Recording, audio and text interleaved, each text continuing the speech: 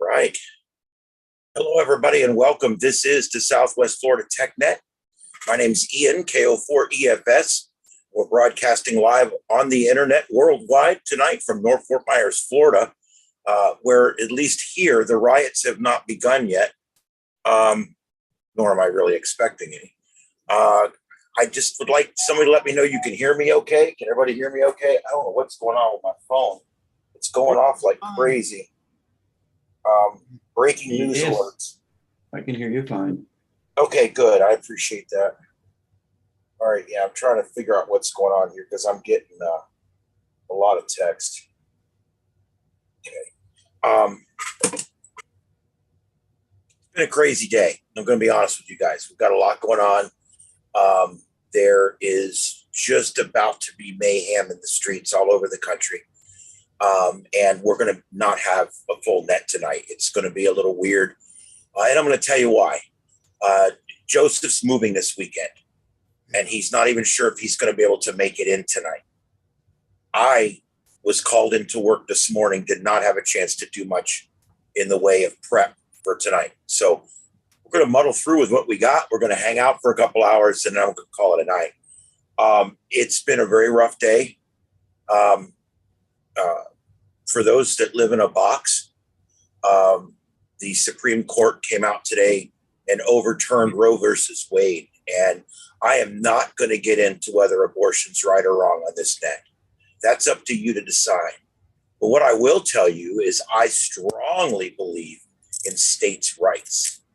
Yeah. That's what the Civil War was fought over. It wasn't all the things they tell you about. It was fought over the ability for each state to decide their own fate.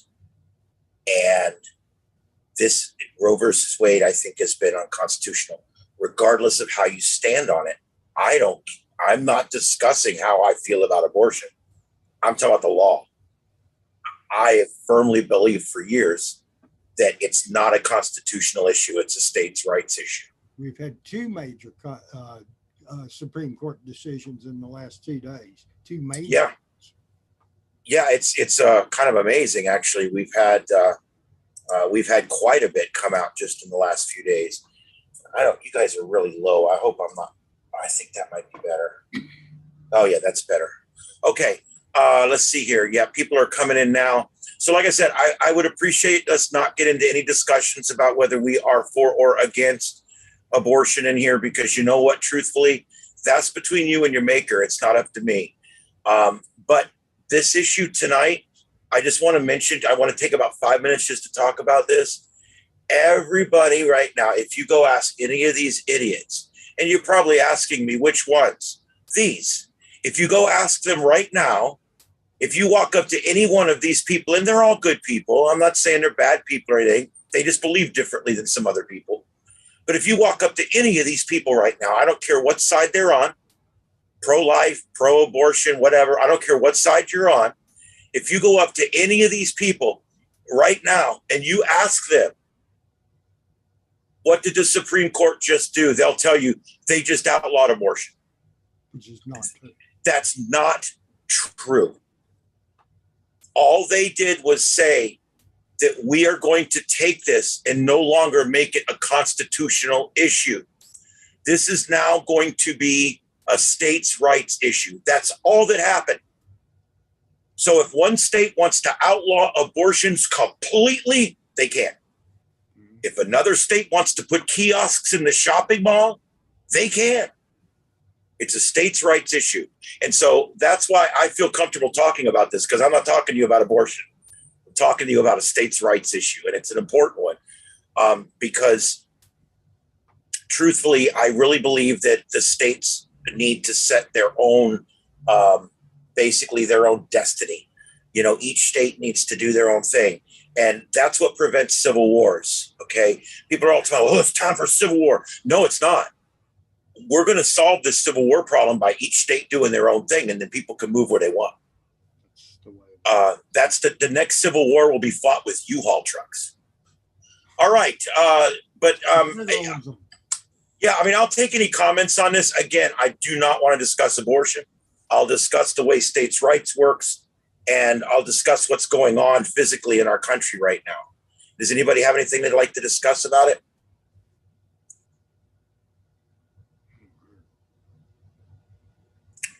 All right, this is in San Francisco. They're gathering up pretty good. They've still got a few more hours of daylight out there. But as you can see in some of these others, it's starting to get dark. And that's when it's going to start. And the reason I bring this up, you guys know I'm formerly a cop years ago, and formerly I'm a retired firefighter. And I think about stuff like this, you know, about our public safety and these kind of nights. This is a dangerous night for our public safety. And I think about them. You know, I'm not always the happiest guy with the way cops are handling things now and stuff like that. But the truth is, our public servants are so needed, and they're so abused out there sometimes. And this is going to be a real big example of that tonight. I have a funny feeling it's going to get worse. I'm going to keep monitoring it. I've got several feeds up here that I'm going to monitor, and we'll check back in as the night goes on. At this point, no one has declared a riot yet. But we have major protests going on all over the world. I know that sounds crazy. I watched a video live at the station about 4 o'clock. We had all the screens up going all different. We watched a live feed out of Rome, Italy, and they were all had chains around their neck, and they were locked in there all the way across the highway. And the people were getting out of their vehicles and beating on them because they were blocking the highway. I like how they do things over there. It was pretty cool. But anyway, so this is not just here. Even though the decision only affects the United States of America, people use this excuse everywhere. And let me tell you what it is. It's anarchists. I know this is crazy. You find the same people involved in riots on both sides. Why? They're there because they're anarchists. They want to go anywhere where the law no longer has a grasp, even for a temporary time. And so anytime, anywhere in the country where they think there's going to be civil unrest, or anytime you get enough angry people all gathered up in the same place. And by the way, these shots I'm showing you are live. These are not canned shots. Every time you get enough people in one place and you get them all in there and somebody starts getting, how does the riot start? Most of these people, even though I might disagree with most of them, they're good people. They're not bad people. But there's elements in there. The same thing happened on January 6th. The same thing happened when they burned down all them Target stores last year and the year before. Yeah, opportunists. It's opportunists. They're not Democrat or Republican. They don't care whether you abort a child or not. They don't care about Black Lives Matter. They don't care about police lives matter. They're anarchists. Think about this. All they want is anarchy. You can find the same people in the pictures from January 6th. They're the same ones that burned down the Target stores. I'm telling you guys, they're anarchists. In Atlanta. Yeah. And so we got to be careful because I completely believe in free speech and I would never stop free speech. But we have to be aware of that anarchist element that uses our free speech and our anger at our system against us by rallying us up to the point that the police become overwhelmed and then they start stealing and burning. You know, a lot of them don't even steal. It's not about physical money or property. It's about the ability to, you guys have seen the movie The Purge? There's people that want to live that scenario. There's people that like the thought of anarchy. And so we're going to see that tonight. We're going to see people that don't give a crap about whether you abort children or not, but they're going to go burn and riot tonight. They're going to try to shoot a cop tonight. You watch. And it's sad. It's bull. Because it's basically, this has nothing to do with that. So anybody have anything on that? We're going to move on to radios. Okay. I couldn't come in tonight without mentioning something about this because it is just such a huge news story. This is live from all around the world. There's even a live shot there from No Clue. I think No Clue is in Duluth, but I'm not sure. Okay. Anyway, let's see. That was a joke. Anyway. All right. So basically tonight we were going to talk about APRS. I'm still going to talk some about APRS, but we're going to put off the technical stuff for later. The slideshow's half done. Joseph can't come in. I'm going to be honest. Mine's not working. It quit yesterday. It says, if anybody does WinLink or any of this, it says AGW host port is busy. I've been Googling AGW host port is busy, and I can't find anybody that has that exact error. So I don't know if anybody knows. I don't think a couple of my Windows guys aren't in yet, so maybe they'll come in a little while. It's a tough week. There's a lot going on tonight, and I know we may not have but half the crowd. If you live near a city, I'd bring your dog in tonight and lock the door. Go get your pistol. Yeah, that goes without saying. Have some heat nearby. I do want to show you guys. I did get something. I bought something this week. As the economy's going to crap, I'm actually getting a lot more work right now, and so I'm able to buy stuff. Something happened in the last 4 or 5 weeks that I want to tell you guys about. I could be totally off base. Several radios that I've been tracking the prices on have suddenly dropped drastically in price. And I'll hold on. I'll show you. I bought one today. I bought a radio today that I was not ready to buy. It's in the newsletter too. I bought a radio that I wasn't ready to buy because it went from $229 to $179. Oh man. Yes, and I'm like, oh, sold. And so I got that. So we're going to go ahead and let me get back to this. All right. Let me see if I can get my Amazon account to come up on this browser. I always wonder, like, when you go to sign into something and it gives you like all those suggestions, and I'm like, I don't think I ever tried to sign into my Amazon account with my client's email address or something like that.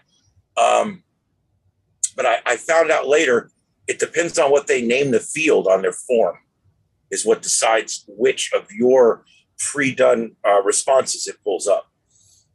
Anyway. All right, let's see. It's probably going to let me do two-step authentication or whatever. I hate that. So anyway, I'm looking to buy this radio. I'll tell you about that first. Then I'm going to tell you about the antenna next. So, it is going to make me do it, you bastard. So anyway, I wanted to get this radio. I need to get a radio for my van that does UHF, and I need another radio in here so that I can leave the watch net up all the time. Well, the problem is I don't have one. I don't have enough radios, so I'm going to buy 2 of these radios. Well, the thing is I wasn't going to buy them until this money from this job comes in, like next week, like a week from today. And so anyway, I had to go ahead and buy one of them anyway, because I don't know if this sale is going to last. But anyway, I showed you guys this radio. I'm sorry, I'm being a little spacey right now, but I'm trying to do 3 things. I showed you guys this radio last week. Oh, yeah. Look at the price on it now. When I showed you guys this radio, it was $229. Quad band? Really? It's 4 bands. Yeah, it's 10, 6, 2. I wish it would drop the 10 and give me 220, but I don't care about that. Whatever. Is that the plus version? I have no idea. I have 2 of those. It's got VHF, UHF, 10 meters and 6 meters. Yeah, exactly. Yeah. Okay. And the key is California, you're loud and clear, sir. Somebody's got a radio up really loud. Right. The big thing with this is it's FM only. It receives in AM and FM. It transmits in FM. There is no sideband. But there is 10 meter and 6 meter repeaters in the bigger cities. There's a lot of reasons why you could do it. I don't really care. I was going to buy a UHF VHF radio, and I was going to spend about $150. And Joseph showed me this, and I was going to spend $229 for this. I bought this one. It's on the way. You can see last purchased was today. So I bought this one, and it's on the way. I can't wait to try it out. I'm looking for something that I can leave the watch net on one side all the time and then use the other side for whatever. I'm going to keep it hooked up to a standard VHF, UHF antenna. And if I use the other stuff, that's cool. But another reason I want this, it's got crossband repeat. So now I'll have a crossband in the shack, crossband in the van. And so anyway, that's what I'm looking at here. How many antenna connectors does it have? Has one. Oh, okay. I was going to suggest if it had two, you might want to set one of the others and monitor 29.6, which is the FM simplex frequency. And then you know that thing comes up, you know, the 10 meters has come open. Yeah, that's one thing I'm not really happy about with it is they do make multi-band antennas that'll work on like 6.2 and whatever, but I don't know. At this point, I'm getting them because it does everything I want it to do. It's got like 600 or something channels you can program into it. Wow. It's crazy mad. Yeah, I mean, you can see all the specs right here. It's 50 watt, 40 watt for UHF. They're all a little lower on UHF. And the only thing that bothers me about that radio is that you can't put like VHF on one side and UHF on the other. It's all, you can't? Nope, it won't let me separate them unless that's a different model. But because it literally shows that on the screen. It does, doesn't it? If you figure out a way to do it, you let me know. I'll let you know, because if it doesn't do it, I'm not buying the second one. Well, I just tuned the right side to SARnet and I scan on the left side. Right. Well, we're going to try it out. This will give me a chance to test drive one, and then I may buy something else for the other one. But anyway, that's what I got. I just wanted to show you guys. The other thing I bought today, and I'll be able to actually demonstrate for you. I didn't buy it today. Oh, I bought this. It's here somewhere. It's over in that bag. I haven't even taken it out of the bag yet. I ordered these connectors to go from my my connectors that were going. I got 3 SDR sharps, SDR, RTL SDRs, and all my connectors are starting to go bad. So I bought 4 more of those so I can replace all those. And I bought this. I got sick of not picking up the planes and having issues. This was a lot of gain. It comes with the proper cable that has the proper ends on both ends. No adapters, no BS. Bought this, put it up on a piece of PVC at 20 feet. I've got a tower section that goes up to 10 feet, and then I got or 12 feet, and then I got a 10-foot PVC pole that's stuck in the top of that, and I got it on top of that. And so the tip of it's probably at about 22 or 23 feet. And I am impressed. So let me get this over here, and I'll pull it up so you can see it. But I about this thing, it was kicking ass because you were picking up all the way up into North Florida. Yeah, I'm going to actually show you. It's actually amazing. I'm going to get into Chrome Remote Desktop. I cleared all my cache and cookies and all that today, so I'm having to type everything in manually here. All right, so let's go into continue.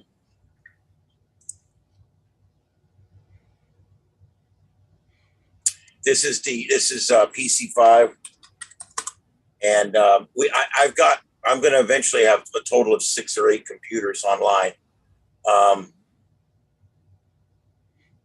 This is one of our experimental computers. All right, so I'm going to go here and pull up that one screen so you can see it.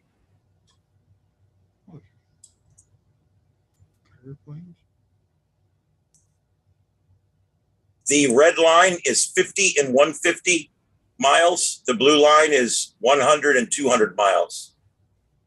So as you can see, I'm getting pretty much everything in the 100-mile radius, and I'm starting to get everything.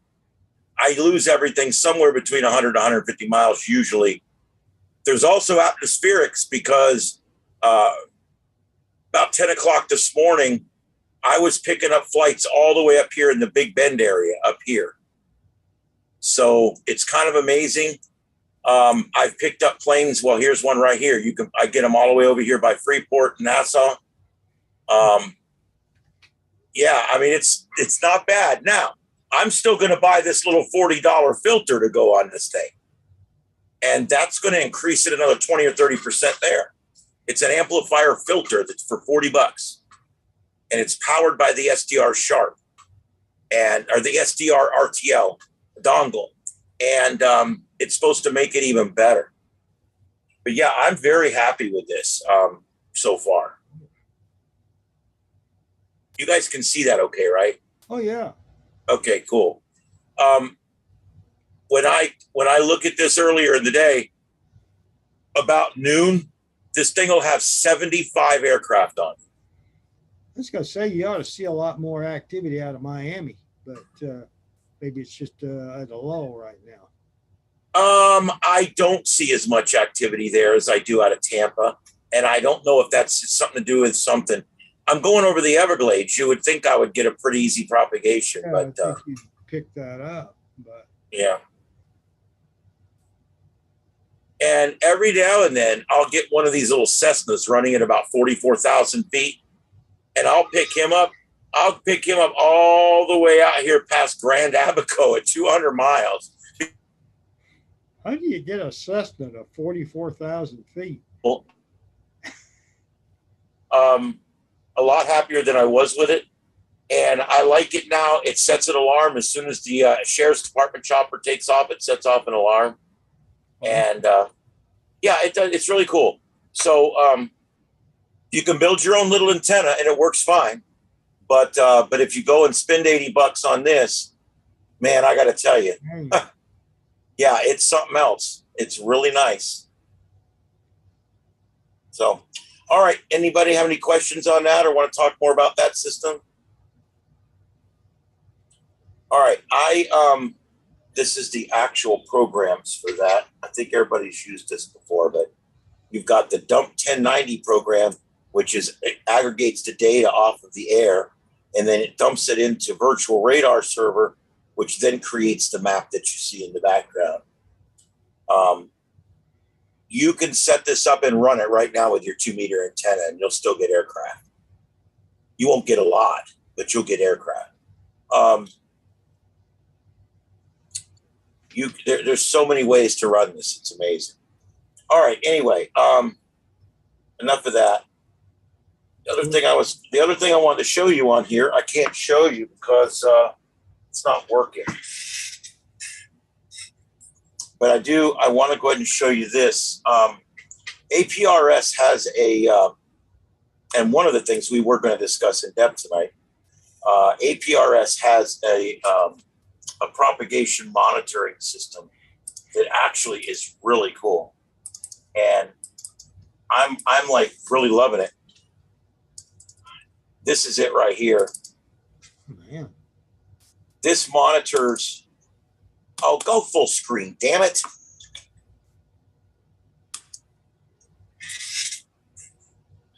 Things just like to piss me off. Looks like you're pushing the limits on the CPU there, man. Yeah, I'm building a new computer coming up. Trust me. I'd probably be doing broadcasting overnight tonight on all the riots and everything, but I can't. I'm not ready yet. I don't have my computer.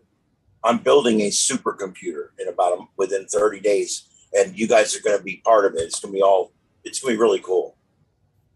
All right. This is really neat because it shows you where your propagation's running right now. And you'll see sometimes in the morning, you'll see a big red blob like this, huge red blob. And then when I go to my APRS, when it was working, I would get fixes up in North Carolina on VHF. I was like amazed, absolutely amazed. And so this has turned out to be an amazing tool for propagation. Earlier today, there was a reflective surface or something right over Kansas. People over here in North and South Carolina were getting APRS hits up here in Wyoming. Yeah. And it was going so well, they put blue lines on the map to show you where people were actually making direct contacts. I was like, holy crap. You got VHF going between Phoenix and Albuquerque there. Yep. Yeah, you can see it starting to open a little there. Obviously, it seems to do better during the day than at night. But see, Early morning. these APRS packet machines are turned on and running 24 hours a day. So they're constantly monitoring. So when the propagation gets better, it immediately knows that the propagation suddenly got better. I don't know. I like this. You guys should check it out. It's did you get the website? Let's see here. Let me see if I can get it. Go back down. The website is aprs.menolink.org. So I'll go ahead and put that in the chat room. But yeah, that's my go-to there. Now I've been having a lot of fun with that. I got to tell you guys, it's been a lot of fun.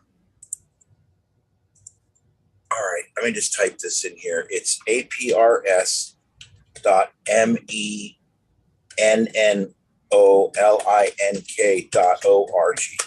All right, there it is. It's in the chat room. There's 2 Mennos in Menolink. Okay. All right. Any more questions on any of that? We are going to do APRS. I just need you guys to just give me an opportunity to get it together here. But we are going to do APRS. All right, get that out of the way. All right, I'm going to open it up real quick. Does anybody have anything that they would like to bring up tonight? Any projects you're working on? Any purchases you have made? All right, what? I got the chatty crowd tonight. No, I just picked up HT. All right, tell us about. Let me.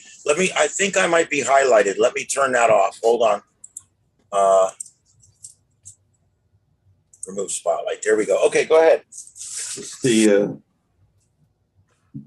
$175 digital FT70D.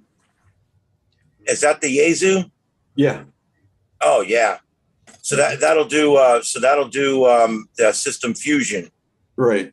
Or whatever. Did I call it right? Did I say it right? Yep. I borrowed the Fusion net that we have in town here on Wednesday nights, I think it is. Yeah. It's a great net. I love the guy that runs it. It's a great net. I don't do it because I don't have a radio, but a guy let me borrow his for a couple months so I could get on the net and check it out. I never really took to the digital stuff that much. I don't know. I may eventually get back into it again. I just about drove all the way to China so that I could shut. No, I won't finish that sentence. Let me tell you something. DMR is a bitch, and I'm just going to put it right out there. I hear, excuse me, I hear of all the digital modes, Fusion's the best. It's the easiest to get going, and it's still not easy, but it's the easiest to get going. All right, let's see here. There's been some FT6, 6 meter openings. I know that we're kind of in Magic Band season right now, and that's been going on. All right, I also want to show you. You guys see that?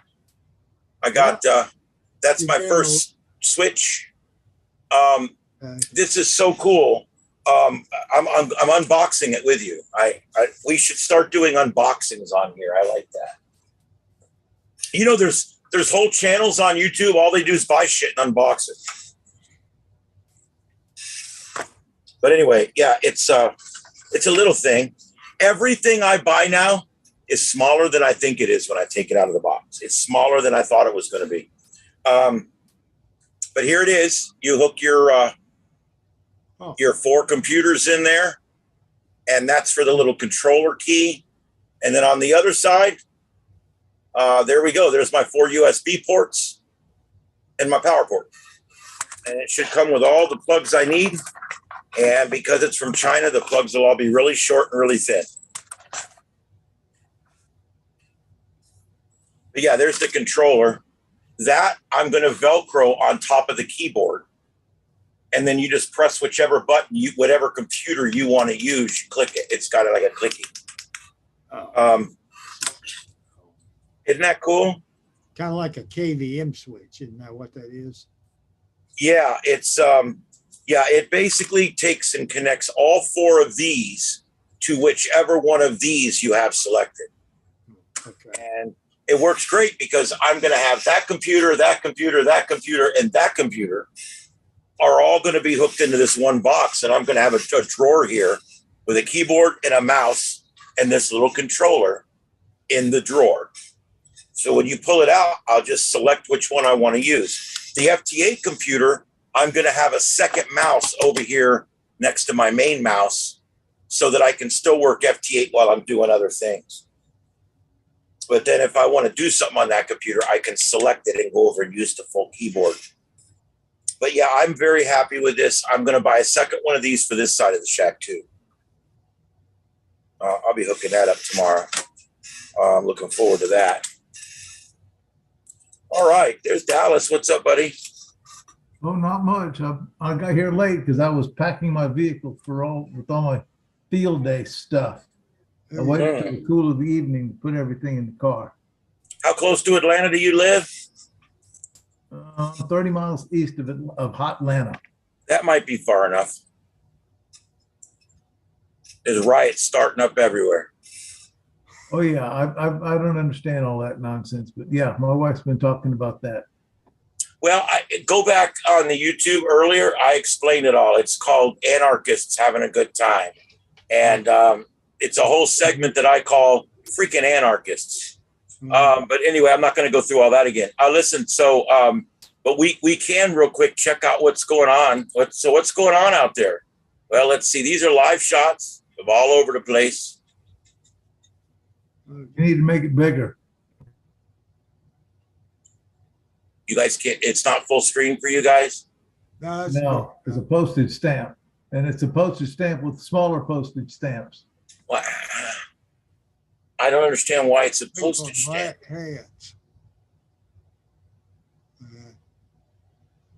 Bunch of idiots. I'm at a complete loss as to why that's not full screen. Maybe we have to change our setting here. There you go. There you go. That's bigger. You got it. But yeah, there's So where is all this at? All over? well, yeah, that's the upper left. I'm not sure. There's Milwaukee, Minnesota, LA, New York City, Seattle, and Austin, Texas. Oh, there you go. Austin made the, so Austin's in there someplace. All right, New York City. Well, and this does not, yeah, this does not represent all of what's going on. There is, and I'm going to look while you guys are checking this out for a second. I'm going to look back here and see what feeds have come online. I wonder, you know, if it's just a tiny crowd and sometimes they just make them out to be bigger than they actually are. I think there's a lot of that going on too. That can be like 300 people in Austin, and you know there's over 1 million people there.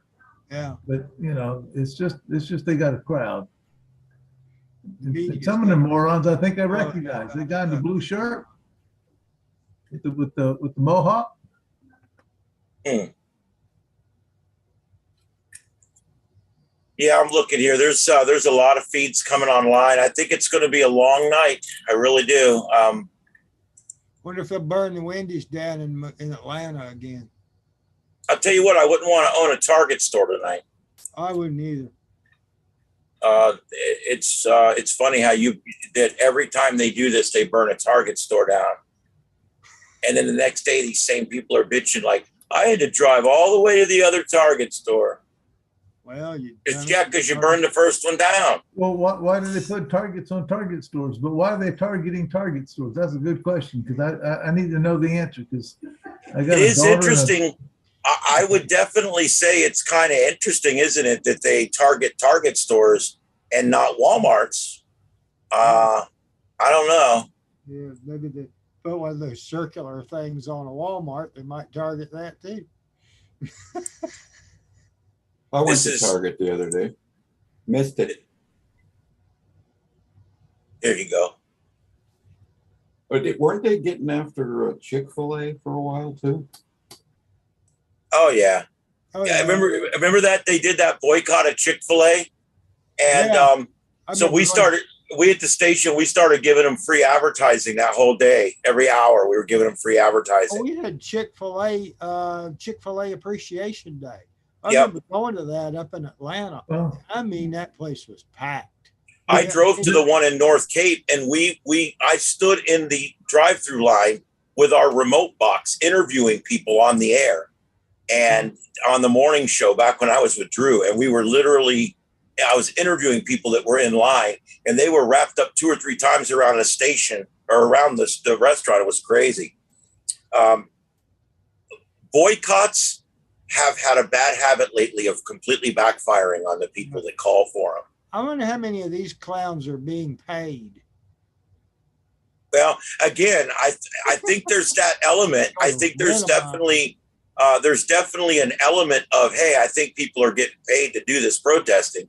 But I also believe that mixed in here is anarchists, and they're literally just waiting for the first rock, or they're going to instigate the first rock getting thrown. Most people involved in a riot are good people that get caught up in the moment.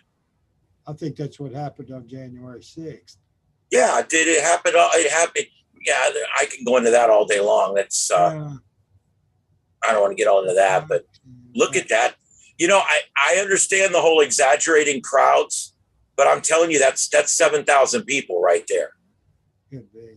All right, I actually, and this is going to sound stupid, but I went to a class where they actually taught us how to estimate crowd sizes when I was a firefighter.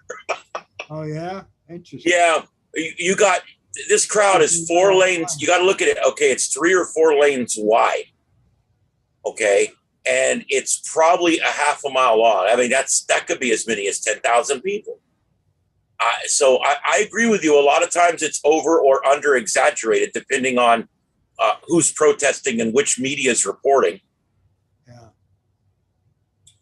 I've seen CNN report one rally as having 3 times more people that are actually there. And then 6 months later at a different rally report 5 times more people that are actually there or whatever. You know, it's like, what are you doing? Well, another thing they do is they play with the camera angles to make it look like there's more people there than there really are. Well, and they're kind of doing that right now. I would love for him to zoom up so I could see how long this is. Yeah. Where's the NBC Channel 9? Where's this located? I think this is DC. Oh, okay. Yeah, the streets are too clean for Austin. San Francisco. And Austin doesn't have that many lanes on its streets. The interstate's barely that wide. See, that's 4 lanes wide, and that is about a quarter mile long. So, yeah, you're in the 7,000 to 10,000 range there. Yeah. It's starting to thin out in the back. Well, they're just all catching up.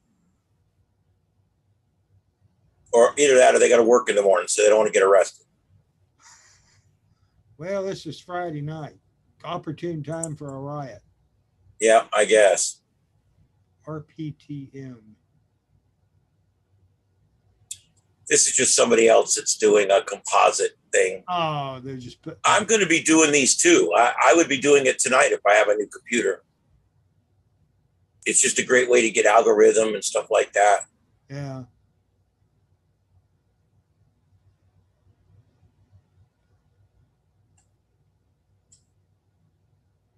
Yeah, it figures the world's going into riot over here, and you got national media, and what are they doing? Oh, they're doing. Everybody has no talent or something. Yeah. Okay, so back to this. Let's see here. All right, I'm going to open it up again. Does anybody have anything they would like to bring up tonight? Any new websites? There's Dave. Hi, good evening all. Sorry I'm late. Trivia night. Well, yeah, it's also riot night, so. Oh yeah, I figure. What's that? The New York gun thing or the abortion, whatever? Well, both of them. Yeah, we're doing abortions today. The Oh, opportunists will take advantage of whichever is for. And Yeah. Am I surprising everybody by not being surprised? You know, it surprised me today when I saw all those people in Rome, Italy, chaining themselves their necks together with padlocks and chains. And all the cops had to come out there. The polizia had to come out there and cut the chains off of their necks with bolt cutters. I was laughing. It was kind of funny. Anyway, hey Dave, have you ever when you're dealing with WinLink and when you're dealing with the packet program, the sound modem, have you ever dealt with an AGW host port is busy? I don't do WinLink. Oh, okay. it Not sounds yet. like the server that you're trying. I really should, but I don't. Yeah, I'm in that category too. I really should. I probably can, but I don't want to. Nah. No, I'm up to my ears with all the other stuff from CERT and I'm working with I think I told you I got my CERT qualifications a couple of weeks ago, and I did really cool. I went to the 911 dispatch center. Let me take the spotlight off. That was really, really cool. I was amazed. I went to the fire and I guess the ambulance, whatever it was, the emergency station, which is just outside of Naples. I actually sat in on with a 911 call, which was kind of unbelievable. Wow. And it was cool the way the software works and everything else, and it was quite a surprise the changes that they've done. The last time I sat in on visited a 911 call center was just before 9/11. I think it was in the May of 9/11, and wow, what a difference. The biggest difference to me is everything's plain language. They've dropped all of the fancy stuff that they used to do. It's all plain language. Yep, it's I hate to say it, but it's just because of the lowering quality of they'll tell you it's because of standardization and all that, but the truth is it's because of the lowering quality of the people coming in as candidates. Wow. Well, I don't know. I thought the caliber of the people, I saw, I don't know, maybe 10. There's at least 8 people working. I thought the caliber was really, really high. The girl I work for, she's just moved here from Texas. I worked alongside of her, and she was outstanding. I mean, she was running 3 things at a time. It was a dog had bitten a little 3-year-old. So she was keeping the mom calm. She was telling the mom what to do. She was calling out the helicopter service to go on standby. She was calling the police to get round there. She was calling the animal welfare to go and, look after the dog. Well, the dog had been locked up, as well as the, dispatching the fire service. I was telling you, it was really, really good. I was impressed at how calm she kept and how she, handled this really distraught woman who was, I mean, you can understand, she was off her head with this 3-year-old. Oh, I get it. I was, not only was I a dispatcher, but I was AMD trained dispatcher. When I was off duty from the fire department, I went to our dispatch and I worked part-time. Oh, okay. So it was a lot of fun. I was also a cop part-time. I had no wife, no kids, no life. I didn't get laid much. Yeah. But the truth is, I had a good time. Yeah, I did a lot of public safety stuff. I got to witness a lot of things, be a part of a lot of things, catch a lot of bad guys, put out a lot of fires, save a lot of lives. It was fun. And what I said earlier, I didn't necessarily mean to disparage the dispatchers. I'm just saying, as a general habit, at the sheriff's department, we had about 90-10 codes. We had 77 signal codes. We had 23 status codes. We had 3 code codes, and we had several other various codes. when you wrote it all down, it was 200 codes. And so and I'm not talking like dispatchers, I'm talking more like you get auxiliary guys that come in. Like I was certified, but I was in the auxiliary. You get guys that come in that want to be voice, which is the community service aides. You get guys that come in, they want to help out, be a jail guard, do this, do that. They have to learn those 200 codes too. And that's kind of what I was getting at. Is it's hard for people that don't do it 8 hours a day, 5 days a week to retain 200 radio codes. Well, that's exactly what they were saying. And the other thing is that, you know, with 9/11, and I mean, I know I was running APRS at 9/11, there was all sorts of chaos. You know, and I'd only just joined the areas because I only moved there in the April from Kentucky. So you can imagine there was a complete change, and I've lost my photos for some reason. I got a taste of this stuff when I was on the Cobb County grand jury in Georgia. I got to, one of the things that we did was to get to go out with a police officer. Here I am in the police car going down the road in Marietta, Georgia at 90 miles an hour. That was an experience. Yeah. And it wouldn't be so bad if those codes were standardized across a state or a nation, but they're standardized across a county. They're not even standardized, you know, from one county to another. They're not even standardized in the county between the services. You know, the police will use, or used to, they don't now. Lee. I went to Lee. Lee, I was surprised. There's a standard that's been set by national organizations worldwide, and there's only 30 people, 30 at the moment, because it's relatively new, but there's only 30 counties that are actually fully qualified and apply these rules and regulations, and Lee is one of them. So, which is really quite surprising. I was thinking when I was there, I was thinking of, you know, Ian's escapades where he says, you know, he gets every penny out of his taxes. And I was thinking, wow, you know, you go to this place and you see your tax dollars at work, you know. I don't know what Collier's is because, you know, I'm involved with the Lee Fire Service now. But yeah, the one I'm looking forward to next is that we should be getting a trip on a fire call, but not in the fire truck. We will be in the, I don't know what they call it, the auxiliary vehicle that goes along. Yeah, staff car or something, yeah. Yeah. Because what they're trying to do is, you know, with the Lee fire, well, the Lee emergency management or whatever, they're trying to get all these CERT organizations up and running, because there's a lot of money in it, to be honest. But they're doing a really good job. Nicole, who organizes it all here in Bonita, that's where the training center is.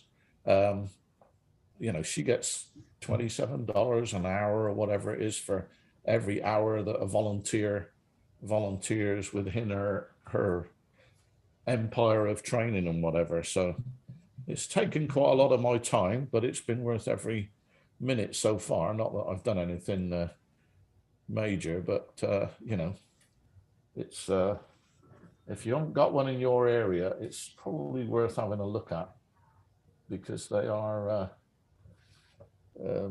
you know, it's not, it's the opposite of areas. I keep feeling that areas we're never going to do anything, you know, and if we do, it's going to be a real short term, and so we train and train and train, and it gets a bit boring. But with CERT, it may be just simple stuff like you know, basically we step in, you know, it might even just be a parade where we're doing what the firemen would be doing on a parade, or when there's you know, say a forest fire or brush fire or something local to us, we would be doing, you know, traffic management or something, you know, even just supplying drinks and food and that for firemen who are doing the job. So it's I get the feeling I'll be doing a little more, you know. Okay. And you know, and I mean, the simulations are really, really cool. They get, especially, I mean, I've done 3 and they're really, initially you think, oh, it's just going to be a joke, you know, it's just a room and they throw all the furniture all over the way. You know, when the simulation we did here in Village Walk was basically, there was a morning meeting at 10 o'clock and a tornado came through, burst all the windows and everything else in the town center, where there was a meeting of somewhere between 30 and 60 people they didn't know. And that was our scenario. And what I didn't know was we went there and we saw it first. And then they got all these volunteers coming in, and quite a lot were volunteers who were actually medical people. So they knew what to do. And then the second was they switched all the lights off. Right. So, you know, all of a sudden, what looked like was a bit of a joke, you know, came home because it was pitch black. We did have flashlights and stuff, you know, but it brought a whole new thing. And, you know, there was just 2 of us. We were in teams of 2 and we had 4 people to deal with, one who was dead. So that was okay. We kind of left him. Then you have to prioritize. And then in the middle of all this, somebody comes in making an almighty fuss trying to look for her husband. But it all made sense in the end, because basically we didn't do a great deal, you know, stopped a few people bleeding or whatever. But it meant that everybody was kind of labeled between high and low. And then, you know, people were put in certain areas. So basically the walking wounded were left till last, but the really serious ones, when the EMS arrived, and they came as well, they were able to take the serious people straight away. So it's simple, it's not complicated, but it does makes you feel like you're adding something. So, yeah, that's what we do. You know, you go in and first person in the door is the person that organizes it and sends people to do whatever, and then you do it, and it I can see how it works. You know, it makes it just that little bit easier for the right people to get to the right people initially. You know, within maybe 20 minutes of an incident or even less, you know, the professionals take over. But it's interesting. You know, I mean, I was trained all by firemen and in the EMS people. I wasn't trained by a trainer or anything. These are people who go out there and do the job on a daily basis. So the next thing is to get comms working. I'm going to be doing comms in here so we can have some form of communication that is better than the Mickey Mouse radios they've given us. So we can work on that, because the equipment's available. It's just not being used. It's not being installed. They got repeaters out the ass in the fire service, but they're just not putting them up or putting them in. So we're going to be putting one in the fire station down here. So, because we got a fire station that's right in the corner of our development, although you have to go on Bonita Beach Road to come down. Anyway, it's that's been taking my time, and it's been actually. Well, it sounds like you're active. I mean, it's a lot of places. Charlotte's gotten to where they're getting pretty active up there too. Yeah. And Lee, I was a member of Lee's team for a while, and we don't really do a lot. We show up once a month and see the same blue slideshow. And our function in Lee County involves one thing. You show up at a shelter, you provide communications until the cell phones come back on, and then you leave. Yeah. You're not there for any other reason, just that.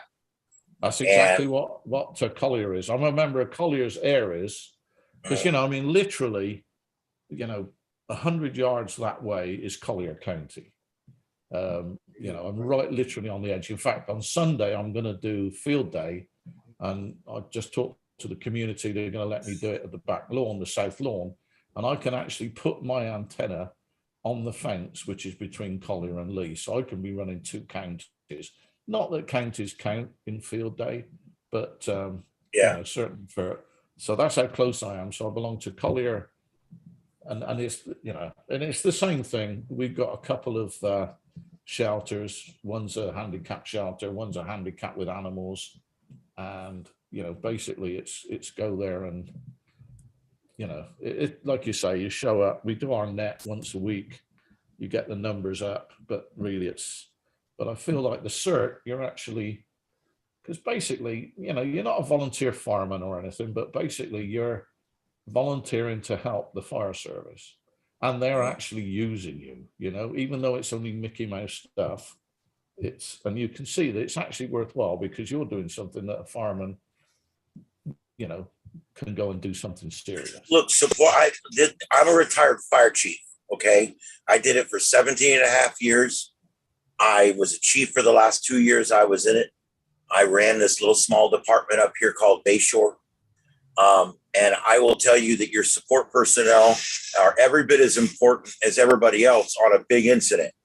Now, on most small incidents, we don't even need to call you. Everything's fine. We can handle 90% of it. But when you get that big one, you need 12 people to direct traffic at intersections while everybody else is busy already. Yeah. You know, and it comes down to what we used to call peak loading and peak capacity. And that's where the volunteer help is so important. Anything from like, I've been very much opposed to what they've done in the fire service down here. They did the same thing here they're doing everywhere else, where the unions come in and the unions beat everything up and they get rid of the volunteers. I can remember I was I was a deputy chief of fire department when the union was literally fighting us in multi-$1,000 legal battles trying to unionize our department. And our 6 guys didn't want to unionize. We were mostly a volunteer department. And they were spending tens of thousands of dollars trying to convert us because they wanted rid of the volunteers. And so after I left, about 2 years after I left, the union finally came in and the taxes went up 45% in 1 year. Okay. They hired a bunch of firemen that sit around all day long waiting for a call, and they fired 45 volunteers. And what ends up happening now is those 3 or 4 or 5 guys that they're paying all that money to, $30, $40, $50, $60 an hour, they're paying all this money to these guys, and they're sitting in the fire station waiting for the big one. And I believe in paid firemen. I believe in volunteer firemen. I believe in a combination system. That's what works. Every fire station should have enough paid people to handle 95% of the calls when they happen. Yeah. And every fire station should have a corps of volunteers with voice pagers on their hip. They can get their ass in there and get that hose when we need it. And so that's where I'm at. And so I think that we screwed the pooch when we let the unions get rid of all of our volunteers. And that's my opinion on that. In the words of Forrest Gump, that's all I got to say about that. Yeah. Well, we're not far. We're not. There's actually, I think, 22. There's going to be 30 people trained in here on that's awesome. Training, but we're not volunteer firemen. No, I understand. You're support personnel. We're support. I actually started a program at my department called Support Services. And it was, you know what they used to call it in the old days? It was called the, oh crap, I just lost the name of it. It was all the wives of the firemen they would make food and come to the station and serve dinner when the firemen got back from the fire. And that ladies auxiliary, that's what I was trying to remember. It started with the ladies auxiliary. And I'm like, we need a ladies auxiliary. So we even had a truck with an air system on it that we let the guys, we would train them to drive it. And they would show up and fill our air bottles and put up our big light tower and start the generator. And they would go out. They would even help us. They had gloves. They'd help us roll hose and stuff. But they weren't firemen. They didn't put out fire, you know, they were support people. And you definitely need that because of that peak loading, that peak capacity that you get. You know, well, that's what they say. It's like, you know, when they get, so the thing is that like they were giving us examples of the forest fires or the bush fires. They got one bush fire vehicle, but you know, they've never had less than 3 bushfires at the same time. Never less than 3. Yeah. Which you know, like you say, it stresses the situation, you know. So yeah, it's kind of good. I like it because it's given me something to, and I say the training is absolutely unbelievable. It really is good. I wish I had some of those dispatch tapes from years ago, because when the South Blocks used to catch on fire down there, which is South Blocks is like the part of Golden Gate down to the north and the south of I-75 down there, way southeast Collier County, kind of almost in the Everglades. And there was houses all scattered out there, and we called it the South Blocks back then. And I can remember being at home one day, and I'd worked the sheriff's department overnight, and I'm sitting at home, I'm laying in my bed sleeping, and they woke me out of a dead sleep at 2:00 in the afternoon because I was on the forestry overhead team. And I ran code 3 in my staff car from my house in North Fort Myers to the South Blocks off of 951 and US 41 down in that area. And that we fought that fire for 2 days. That was crazy. So, I mean, I fought fire all over. I went as far north as Sarasota. I went as far east as Belglade, and east of the lake over there. I've been up 17. I fought fire up near Bowling Green. I fought fire all over the place, but you know where I fought the most fire in my whole career, the big brush fires, was Lehigh Acres. Yeah. Wow, they get big brush fires in Lehigh Acres. Holy crap. It's well drained, that's why. That's like us opposite here, because we've got the crew, which goes all the way up to the Rook, whatever it's called. Not the Rookery. Oh, God, I can't remember. But yeah, we got, but it's well drained because it drains into the Imperial River. And, you know, it's so it dries out. Yeah, and the other problem is you've got wild lots, and then you've got in between the wild lots, wild meaning they're grown like forest, like a Florida forest, not really thick, but you know what I mean. Yeah. Palmettos, Melaleuca, pine, and they're all growing out there in Lehigh. And you got house, raw lot, house, raw lot, house. And then you show up on that block and it's like, you got to save them all. You get 2 trucks. Yeah. Yeah. It's like, yeah, okay. What are you smoking? But okay, we'll try. We'll do our best. Anyway. That's what they say. So yeah, that you know, that's been my little thing. I have had delivered. I told you about the QRP Labs. Yes. That I ordered. That's been delivered. I haven't started it yet, but I can show you pictures of. But chop, you don't have it done? No, because I've been playing around all week trying to get a setup for field day, because I'm going to do field day in the bottom of our development. Well, I'm doing it for the club on a Saturday, tomorrow afternoon.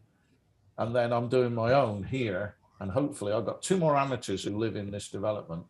Both are kind of active. So I've said, look, this is what I'm doing. Come and join me. But I don't know whether they will. But I can show you pictures. Can I share?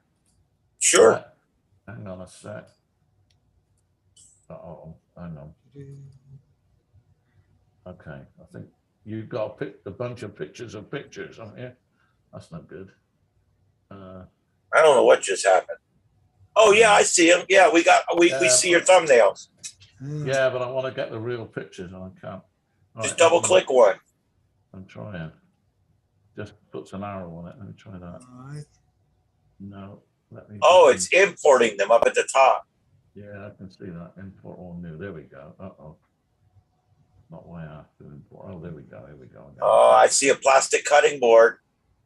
Oh, that's my other antenna, wherever that's gone. You know what? Those damn plastic cutting boards are awesome. You can use them for anything. Yeah, well, this what I'm planning to do. I see you got a pie. Is that Raspberry Pi? No, that's a rhubarb pie. That's a rhubarb pie. I made that. Oh, okay. I figured it'd be a Raspberry Pi. No, that's a rhubarb pie. This is. We don't want to go into that. We won't go into my medical problems. Hang on a second. Where are we? Here we go. No. There we go. QRP kits. So I took this photograph twice. So this is the kit. That's the case. This is a dummy load. This is a pen. So it gives you some idea of how big this thing is when it's finished. Very big, is it? Holy crap. Hang on, let me see if I can scroll. Yeah, there's all the components, like you get all the little toroids. These are the sockets. You get, I haven't even opened it yet because I'm going to try to make a video of the whole thing. So there's the case, there's the pen. This is the facial parts for the face. That's a dummy load on a circuit. I bought that. It was like $12 or something. It's stupid. So you get 2 PCBs, all the resistors, and you solder them in between each one, and then you put it in a case with a socket. So it's a 30-watt dummy load, but that QRP QDX comes with a lot of diagnostic software built into it. Why is that in the middle of there? Well, that looked like it would be too hard to solder. Not that I would try it. No. But I'm sure Rick could build me one. Yeah, so that's it. That's on the desk here in front of me. So this is the facial part. So basically, this is now 69. I only paid 66. It's gone up $3. This is it's 3 major components. It's a high quality SDR. It's a sound card, and it's a transceiver, all for $69. You pay more than that for any one of those 3 individually, and then $20 for the case. And this is the fascia of the case. I don't know if I can go in there. Yeah, you can kind of see that's RF in, and there's USB. You know, it's all there's a sound taken out of the box yet. These are the rubber feet that go on the bottom of there. These 2 pieces go, you know, either end, but you can see it's laser etched on the plastic. It's very good quality. Oh yeah, its words are very good quality, and the even the PCB. QCX. I've got the QCX 20 and the QCX 40 here, which I haven't completed yet, but yeah, the QCX is good. Well, they got a QCX now with a VFO that will do a bunch of different bands, aren't they? I have to look at the page and see what's going on. Yeah.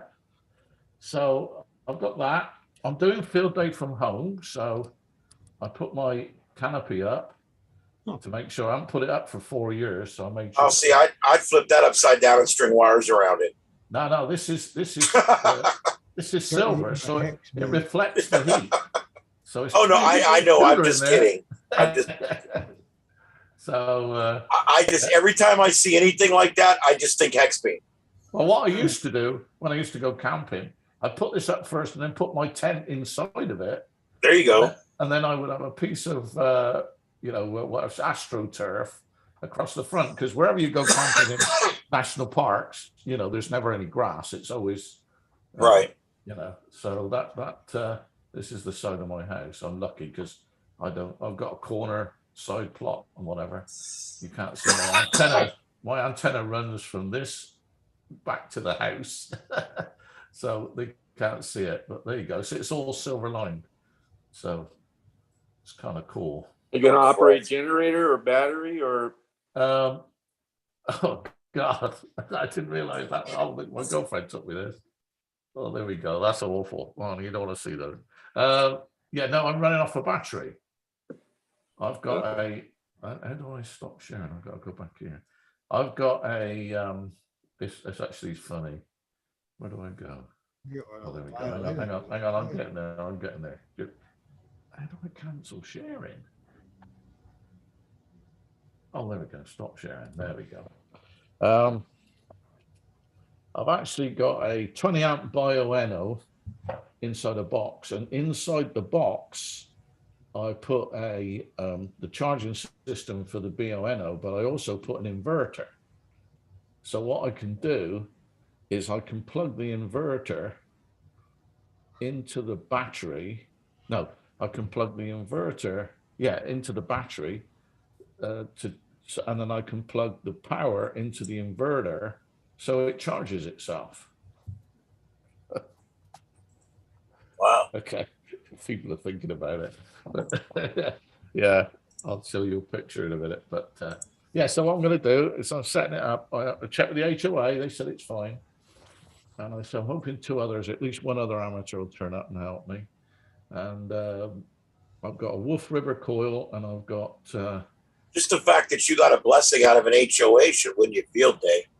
yeah, they're not too bad. They're not too bad here. I mean, there's a lot of rules and regulations, but you know, I'm kind of selective about what I ask. So I ask something that's like harmless and they don't understand, and then stuff that I want to do, I kind of, you know, it's easier to seek what they call it. It's easier to seek forgiveness than it is permission. Yeah. So I try. Yeah, when to I used to be- fight with my condo board all the time. I owned a condo, and when I bought it, the condo board had a bunch of plumbers and electricians on it. Yeah. And in the 9 years I lived there, the board was taken over by a bunch of people that moved down from up north that were a bunch of power hungry pricks that wanted all of us working people out of their neighborhood. Yeah, And they come down here because they don't like it up there, and then right. they try to make down Down here here, like up there. Up there, yeah. Yeah. Yeah. I had a bumper sticker for a while that says, "You're welcome to move here. Don't bring your politics." Yeah. Yeah. But yeah, so stupid. but they completely took over my condo board, and they started fighting me over everything from parking my staff vehicle in front of my house, which is not a commercial vehicle. It's a fire department staff vehicle. They literally were taking me to arbitration over it. They took me to arbitration over my cat door. They took me to arbitration over my cat. When I wrote them and told them my cat was 12 years old, and now they say I can no longer have cats. What am I supposed to do with my cat? Yeah. They wrote me a letter back with one line that says, "We suggest euthanasia." Not a real fine bunch of people. Yeah. So, well, I got them back. I'm not going to discuss that. But what I used to do was it used to take almost 90 days to get to arbitration because they had to do everything. Some of those people? Do what? You should have went to one of their staff meetings and offered to euthanize a few of the people on the board. Oh yeah, but they had dogs. Tell me about left and work to the right. Yeah. So finally, I finally moved out of this place because I couldn't take it anymore. They were constantly on me. But what I would do is it took 90 days to get to arbitration, and they take me to arbitration over my cat door in the window. I had a cat door that fit, it would the glass come out of the window and it fits in, and it's a piece of glass that has a cat door professionally built into the glass. I had it made over at Riley Brothers. And I put it on the window. They took me to arbitration. Well, 83 days later, when we finally showed up at the attorney's office for arbitration, that night before, I moved it to a different window in front of the house. And so I walked in with pictures. Here, I fixed it. I turned around and walked out. And they had paid their attorney and everything else, and it went on for 3 months. So then the next day I get served with my next arbitration notice, which is 80-something days down the road, because you have to have so many days to fix it. Then you have so many days to respond and all this. And so I screwed with them so bad. You have no idea how bad I screwed with them. Then I started going to their meetings and telling them all kinds of stuff at their meetings too. They screwed with the wrong guy with me. And when I finally sold the place, I sold it to some younger guys that I know gave them a fit after I left. So, yeah, ours is not too bad. Find the ultimate asshole and sell. Let me tell you what: when you go to hell, okay, and you walk in the main door of hell, the main door, okay, and you go in just past the big red chandelier, and you take a left, and you go down that nice big hallway, okay, that very first hallway on the left. That's where all those HOA bastards are going to be waiting, right there. Yeah. Okay, it's right there on the left. Anyway, I cannot stay. HOAs are the #1 detriment to amateur radio. Yeah. Well, yeah. They're bastards. The end of the sentence is bastards. They're not too bad here. It's like if they can't see it, it doesn't exist. And what happens here is the HOA only exists between 8 o'clock on a Monday and kind of 3 o'clock on a Friday. So if you do something, do it before or after those times. And I've got stuff and I've got away with stuff here. And it seems, there's 1,600 homes here. So it's a big It's 4 square miles. It's a mile by a mile by a mile by a mile. That's 1 square mile. Okay, so it's quite a large area, and 1,600 homes. So it's, you know, it's a lot for them to keep up with. But You could put an outdoor buddy hex up during the weekend and take it down before anybody could complain about it. yeah, that's what I'm seriously thinking of doing. But at the moment, I've got a 5-element vertical, but I've ordered the parts to make that into a 6. You know, the Hustler, make Yeah. it into a 6. So I get rid of those radials at the top hat, and I'm planning on putting that up on a semi-permanent basis as a vertical behind one of the palm trees. So as I say, I'm in the corner, nobody drives past me, and you know, it's and that will be hidden away from the main walkways. And if I paint it camo or put camo tape on it, I'm thinking of putting camo tape on it. It will blend in quite nicely, and we'll see how I can get away with. But you know, I know I'm in a no restriction area, but I painted the struts on my hex beam black. yeah, And it's pretty hard to see the thing. You can easily, you can more easily see the mast and the rotator than you can the machine, the hex beam itself. yeah, that's for sure. And other than that, I've been bashing away on 6 meters like crazy this week. I worked France. Let me see where it is. Yeah, we got 6 meters. I've got Puerto Rico, 2 in France, 1 in Mexico, 1 in Portugal, and 1 in Spain. Oh, and a couple of Germans on 6 meters. Over the moon with that. So I think I've got nearly as many.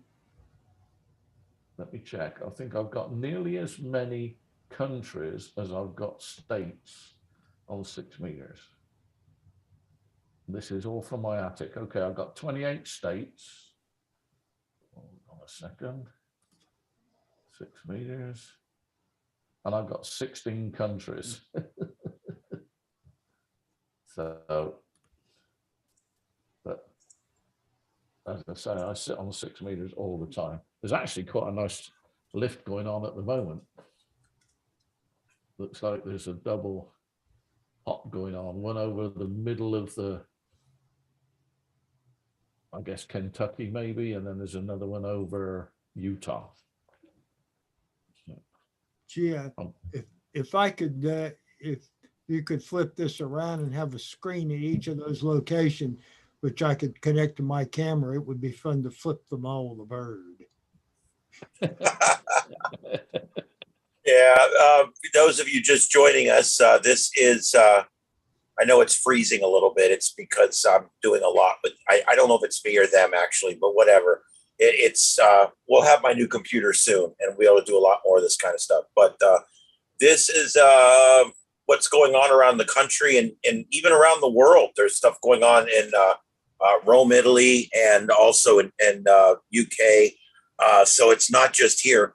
But there's stuff going on everywhere. And this is all because of them overturning Roe versus Wade, which, as I stated earlier, and I'm not going to get into this belabored, but Roe versus Wade, all they did was turn the control of when and how abortions are done back over to the states. That's all that was done. They have not banned anybody from getting an abortion. All they've done is they've given the ability for states to do everything they want, either one way or the other. And trust me, there'll be some states out there that ban everything. Texas, it's already law. It's going into law. Missouri. Okay, banning everything. Missouri banning everything. On the other side, in California, they'll have a kiosk in the mall, and you can just walk right in, and boom, gone, flush. Anyway, but that's all that happened. This has nothing to do with abortion. It has to do with states' rights. The same thing happening now is what happened after the Civil War. People forgot why the Civil War was fought.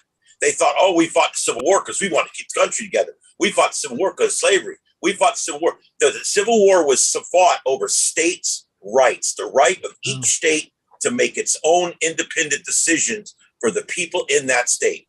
And that's exactly what was done here. If you were a constitutionalist, today was a victory. whether you're for or against abortion doesn't matter. There. The 10th Amendment reigns. Yeah, being fairly new to, because in Britain, when I was born, I was a subject, because we've got royalty and everything else. I mean, we've now got, I'm now a citizen as such, but, we didn't have a constitution as such. We had the Magna Carta that was published in 1066, which kind of gave us some rights. But yeah, to a country, coming from a country that hasn't got a constitution, it's interesting. And what, of course, a lot of people don't realize is that the Supreme Court is not there to correct laws or anything else like that. It's to uphold the Constitution. Exactly. It's to interpret the Constitution as they seem fit. And to be honest, I kind of agree. I mean, I don't think the Constitution was written to allow people to, or to be able to or not be able to, whatever, have any kind of procedures or whatever. That's kind of not something big government should get involved with, really. But again, I think everyone should have the, I mean, it's different. Europe's different. We've got a different kind of system. I get really aggravated with these people in the media that run around complaining, our democracy is in peril. I said, you idiot, this is a republic. It's an absolute republic. It's worse than that. It's a constitutional republic. Constitutional republic. Yeah. It's not so it's not a democracy. It never was. It won't be a democracy until they, one man, one vote. And they won't have one man, one vote because and the sheep deciding on what's for dinner. Yeah, we're about 100 times too big to have a regular democracy. We're kind of beyond that at this point. We have to hire people to represent us at this point. I mean, it has to be done now. If we had a democracy, this country will be run by, California and, Massachusetts, Connecticut, New Jersey, and New York, And to be honest, to me, if you told those three off and put them all together and stuffed them somewhere in the middle Atlantic, this would probably be still a great country. It really would. I tell you what, let's pack all them up and send them to North Korea. I'll tell you what, a week in North Korea and they would sure love this country when they got back. You got that right. If they make it back. Yeah. Well, all these Green New Deal idiots that like the lights out would love it. Yeah. I don't want to get too political, but I do want to, I just wanted to bring to you guys' attention what's going on out there. And I also want to tell you what we're watching here. These are, I call them composite streams. I'll admit, I don't know what they're called. That's what I call them. But I call them composite streams because it's a compositing of all the different streams that these people can find. You can see the guy here in the left corner in the bottom. I'm sure I could turn his audio on and he's down there he's either on one side or on the other making fun of somebody. But I like these because it gives me a quick snapshot of what's going on out there. And of course, I got several of them here and we can just keep flipping through them and it gives us a pretty quick idea of what's going on. You guys can tell right now what coast we're on by the light or dark conditions out. Yeah. Night has fallen on the East Coast. And so the anarchists will come out of the shadows here before long. And the first brick will be thrown. Yeah. And the first fire will be set and the first store will be looted. Yeah.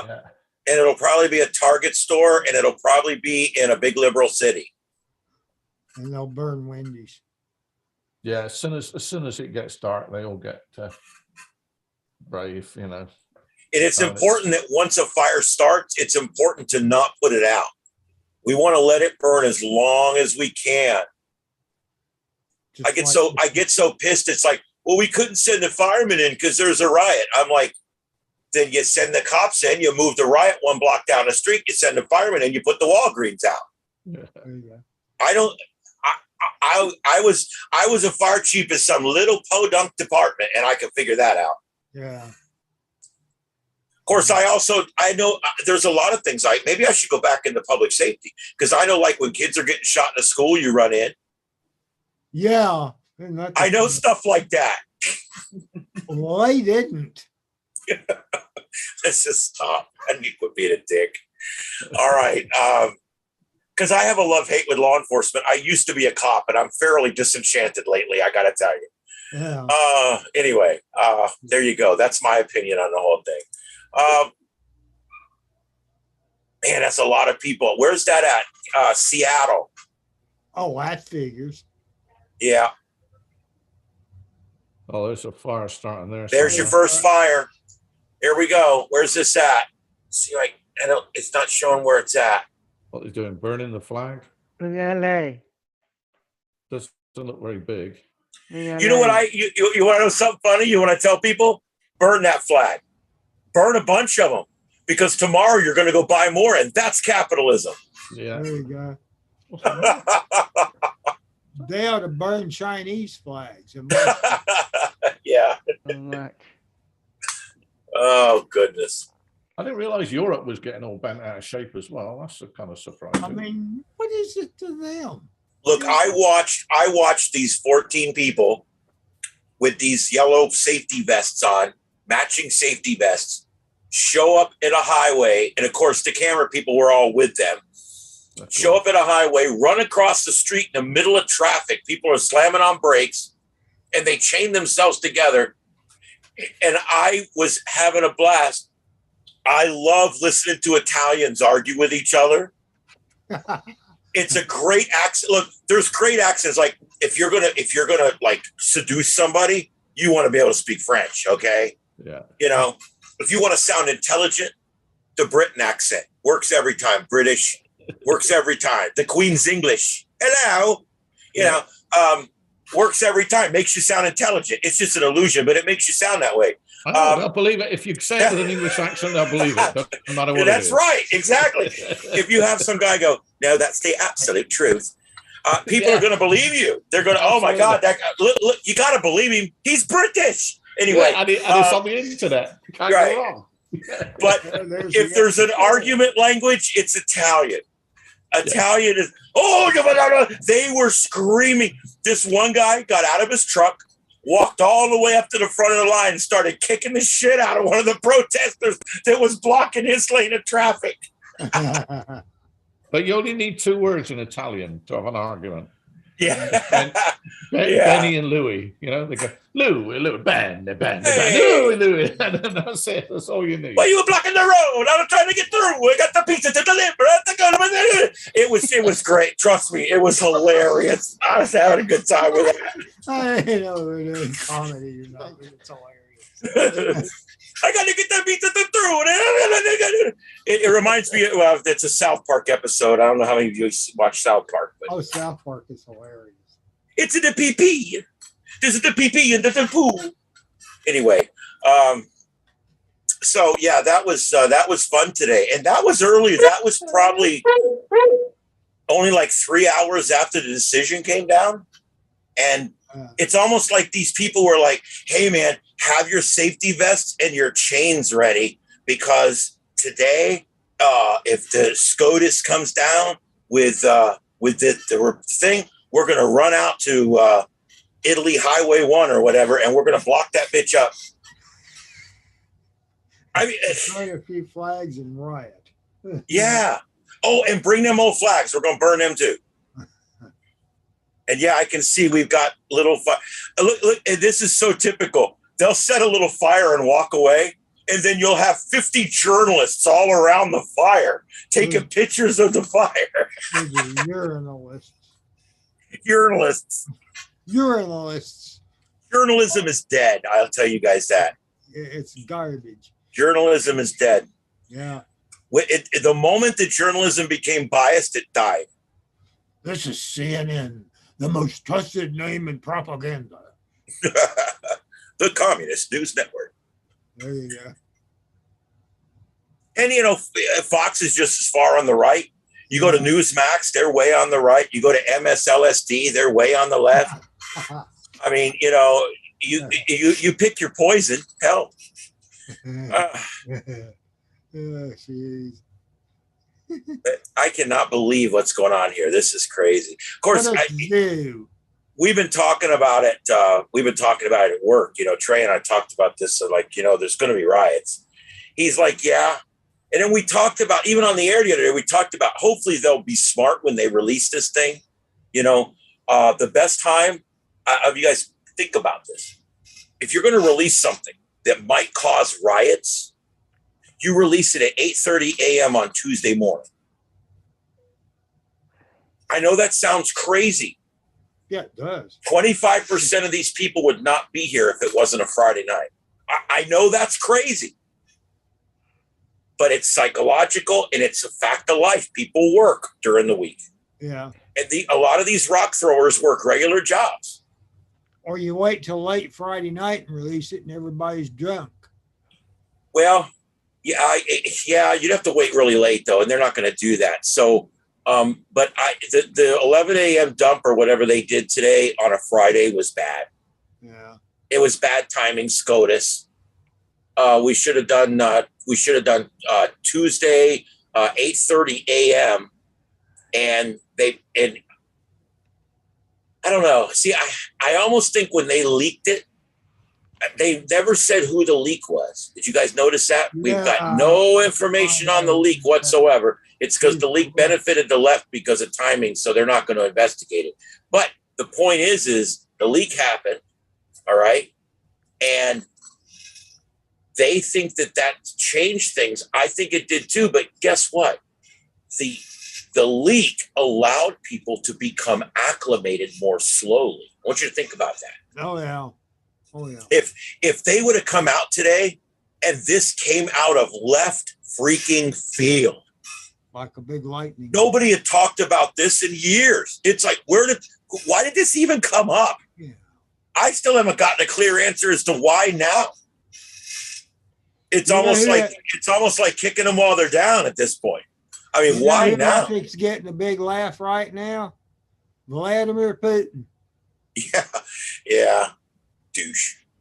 Yeah. But anyway. Yeah, I guess so. Yep, the headline on Fox right now is bracing for a night of rage.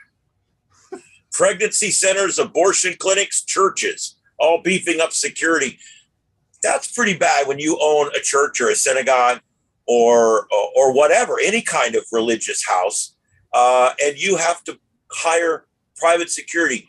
You know, years ago I did armed security. After I left law enforcement and the fire service and all that, I did armed security for a while, protection work. And one of the jobs I used to do a lot was I'm not gonna say which one, but right down here I used to work. There's a synagogue, a Jewish synagogue down here, and every single time those people got together, they had to hire a man with a pistol to stand out front.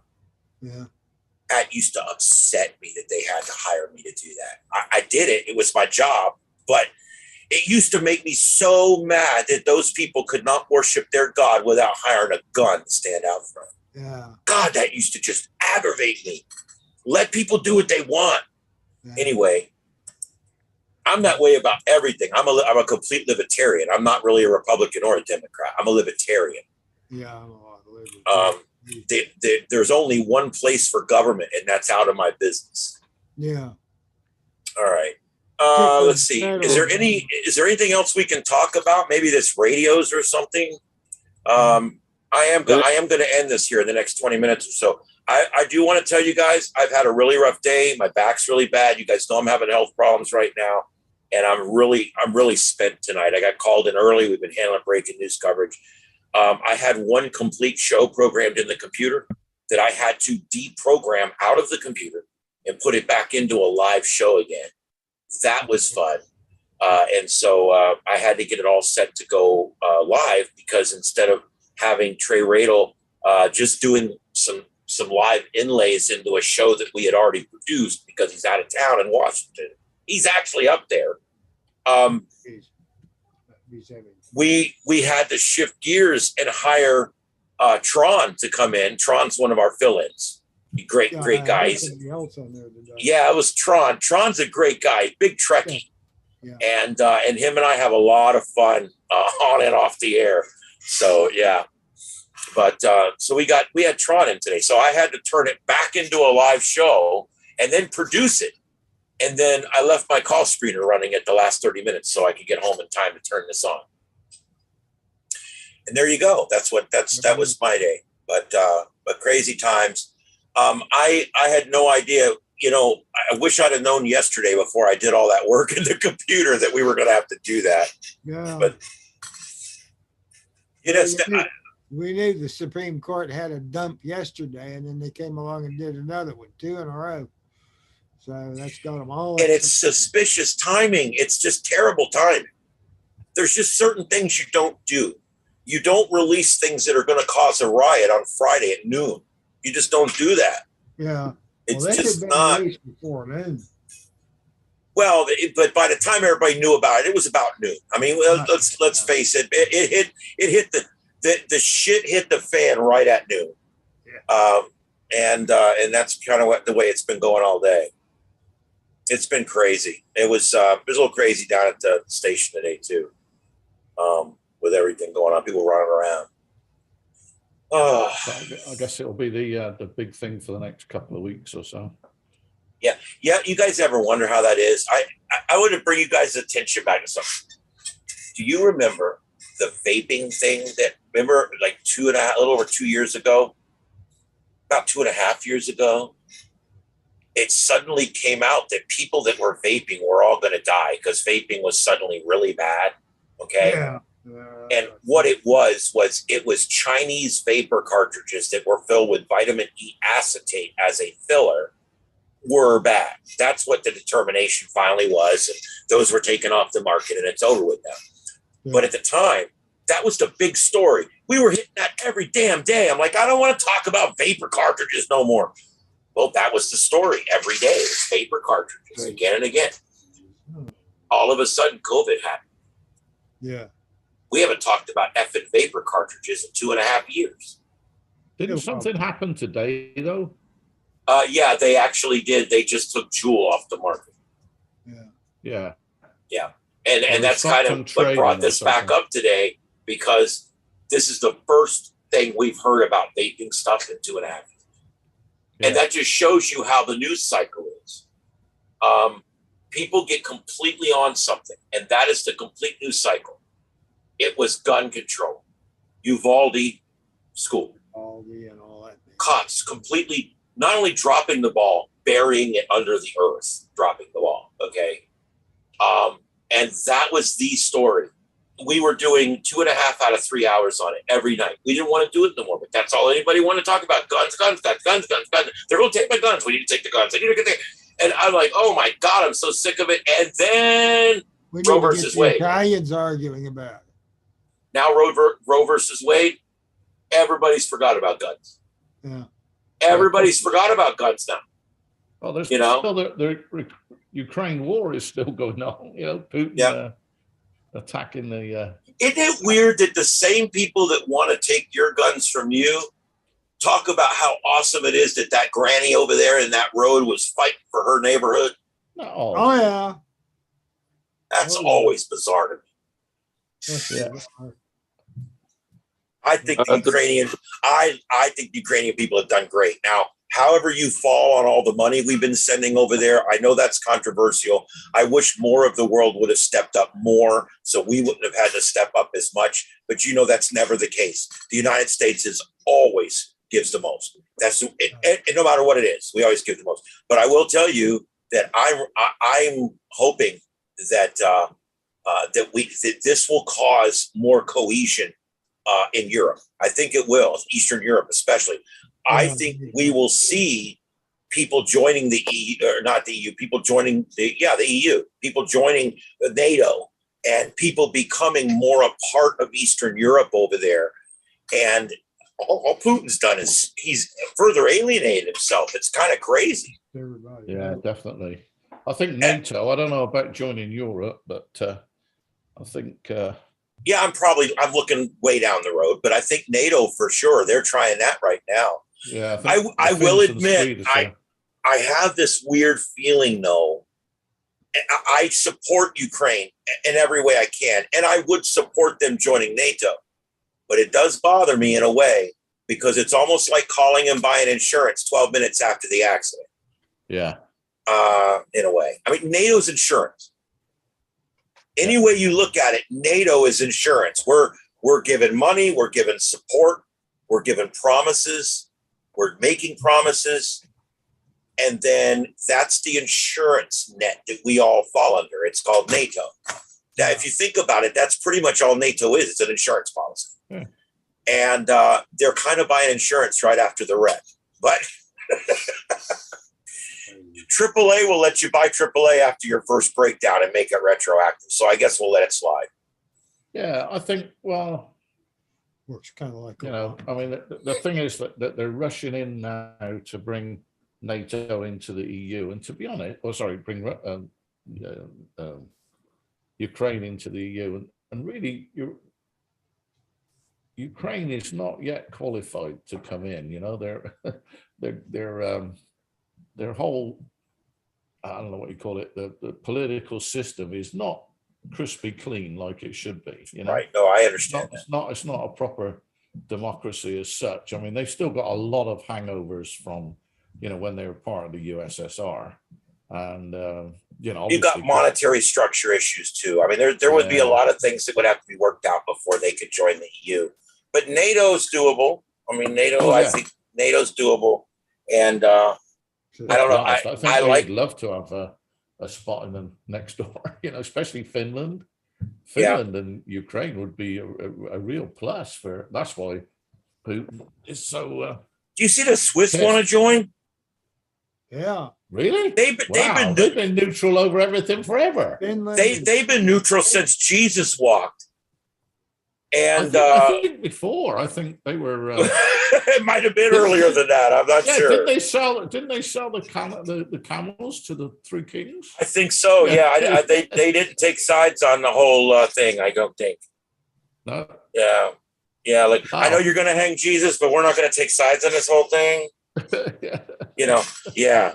But yeah, and they're going to join after sitting out 2 world wars. They're going to join. Yeah. Welcome aboard, guys. Wow. Yeah. Welcome aboard. They got a military system in Switzerland. Oh, yeah. It's incredible. I mean, you have to serve and you have to keep, I think guns, not just one gun. I think you've got to keep guns in your house. They've got to be locked up and everything. But it's very much like Israel. Yeah. Yeah. You got to do a couple of weeks training a year, I think. I'm not absolutely sure. I haven't been over there or lived there for a long time, but I know that sounds like Kennesaw, Georgia. Yeah. Yeah. Everyone's got one in the town. Yeah. Yeah. But no, I mean, and it's one of the safest countries in I used to work there a lot. I worked in Geneva, which was really cool.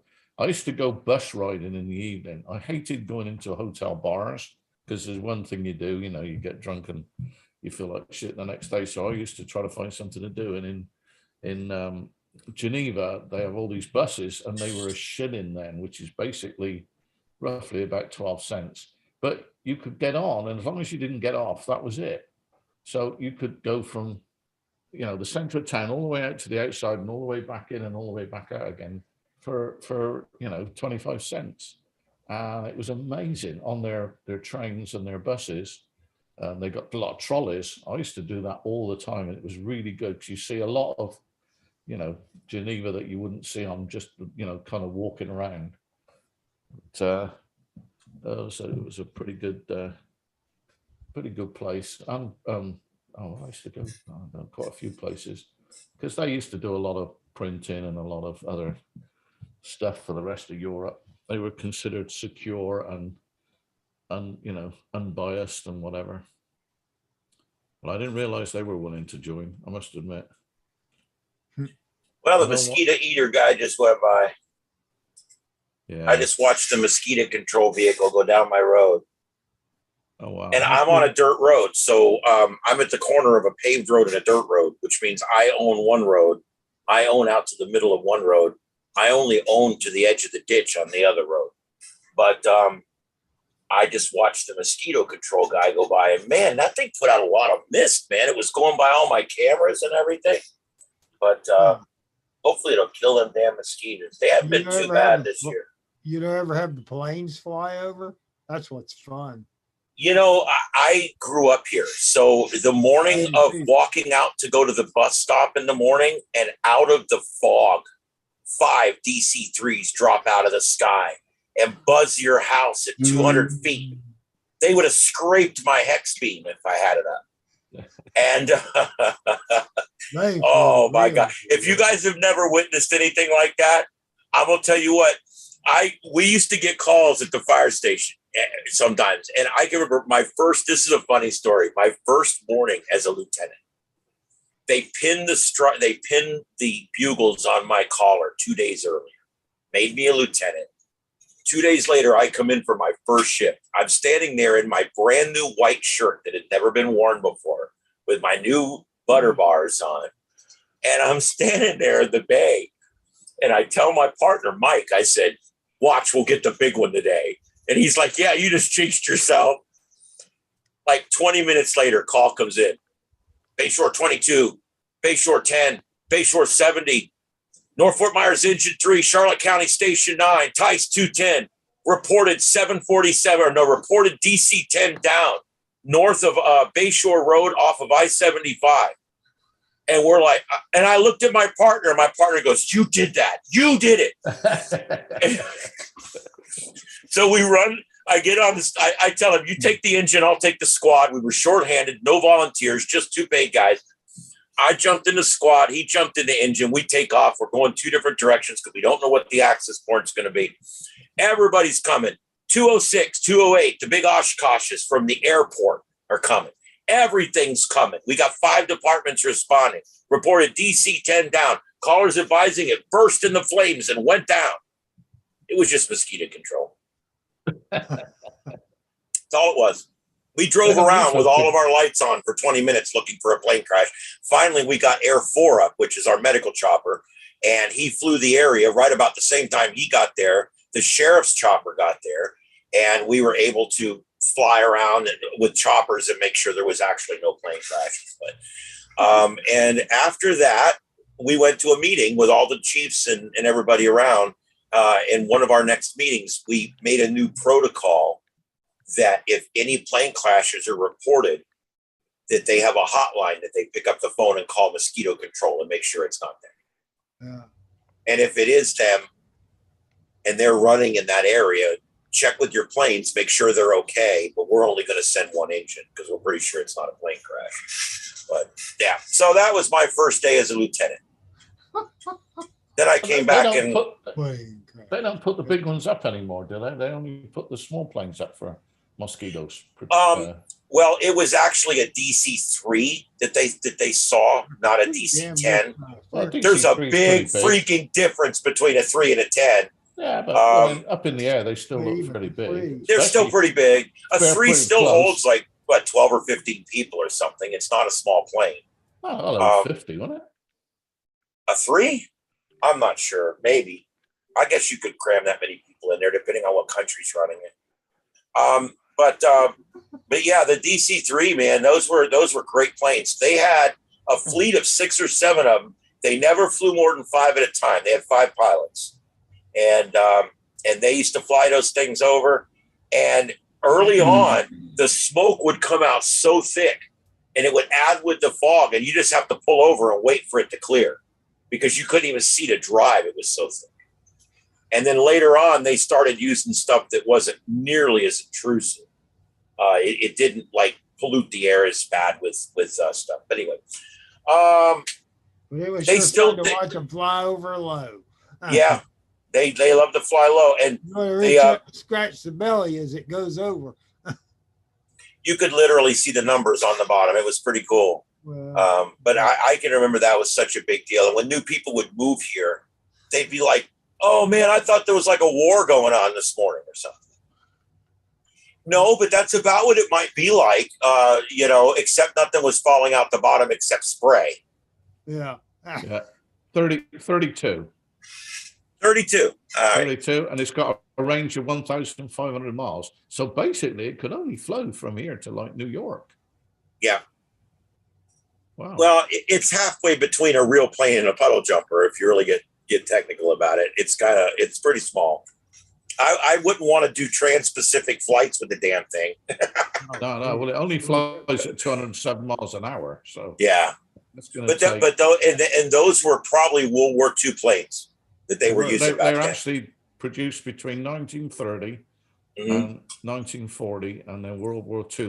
They developed a larger model and improved. You know, it was called the.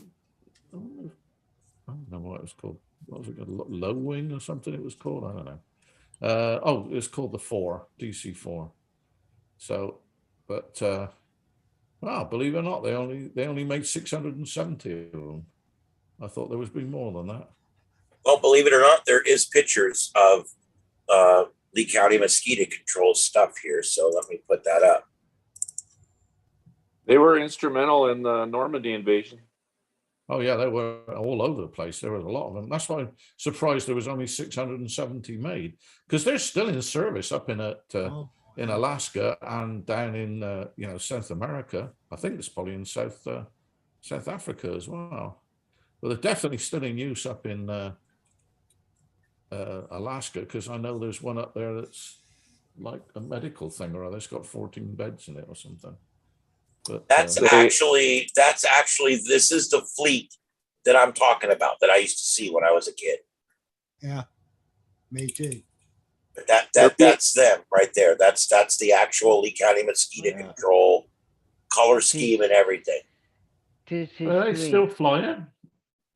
They're being retrofitted now with the bottom left-hand picture. They're being retrofitted now with turbine engines instead of the piston radial. Oh. Yeah. Oh yeah, there's a shot of one going over with the fog coming out. But you could easily think. Look how close it is. Yeah, I mean it's just a few feet above above your roof, and it's got all that white shit coming out of it. You'd think, oh god, the engine's on fire. That's definitely it does. It looks like it's burst into flames, and it's in the process of finding a crash site. Yeah. There's you look at that, and there's not a question in your mind, you know. I'd look at that and I'd say, okay, yeah, definitely. Thank God it's still that high going over my house. It's going to go lower over somebody else's. Yep. Yeah, you can't blame somebody for calling that one in. No, I guess not.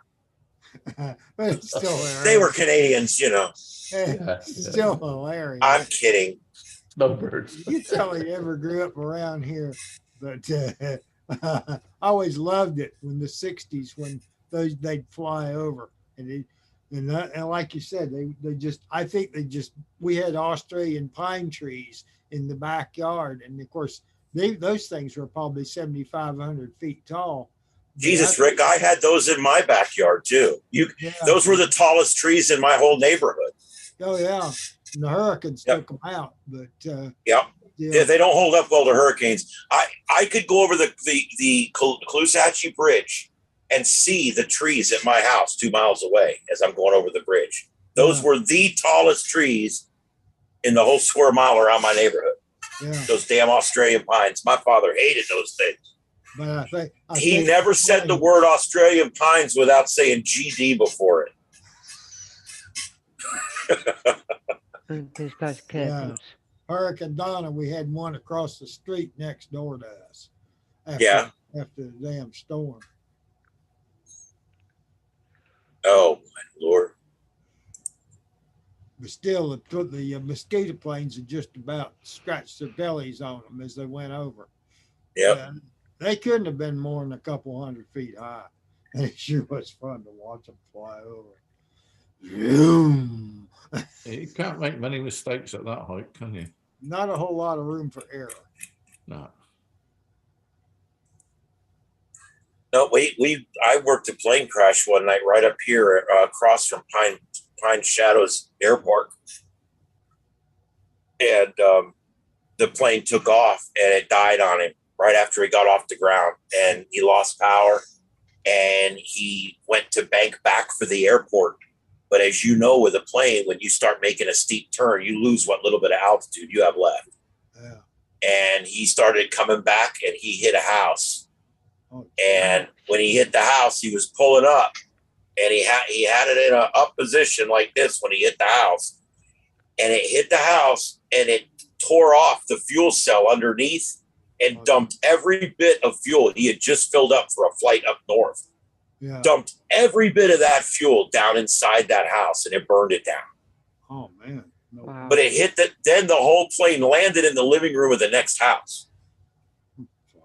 The house that burned down with the fuel, they were away on a vacation. So it's the only reason why nobody died that night. Everybody in the plane lived. Everybody in the other house lived. I was like, oh my God, everybody lived. We lost 2 houses and a plane, and everybody lived. How often does that freaking happen, right? No, really. It was crazy. What was that over at Miami International the other night? Oh, I don't know. Something went off the runway or something. Yeah, it went off the runway and it was just covered with foam. Yeah, they do that with anything now. The landing gear collapsed. Is that what happened? Just so you guys know what the foam is. Foam's an interesting thing. A lot of people don't know this because they weren't a firefighter. That stuff's called AFFF ATC, or aqueous film forming foam alcohol type concentrate. And yes, I used to get paid to say shit like that.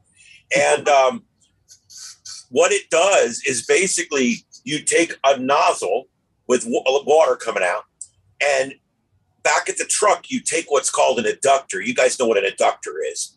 It's basically the way it's shaped. The force of the water draws whatever the fluid is into the inductor.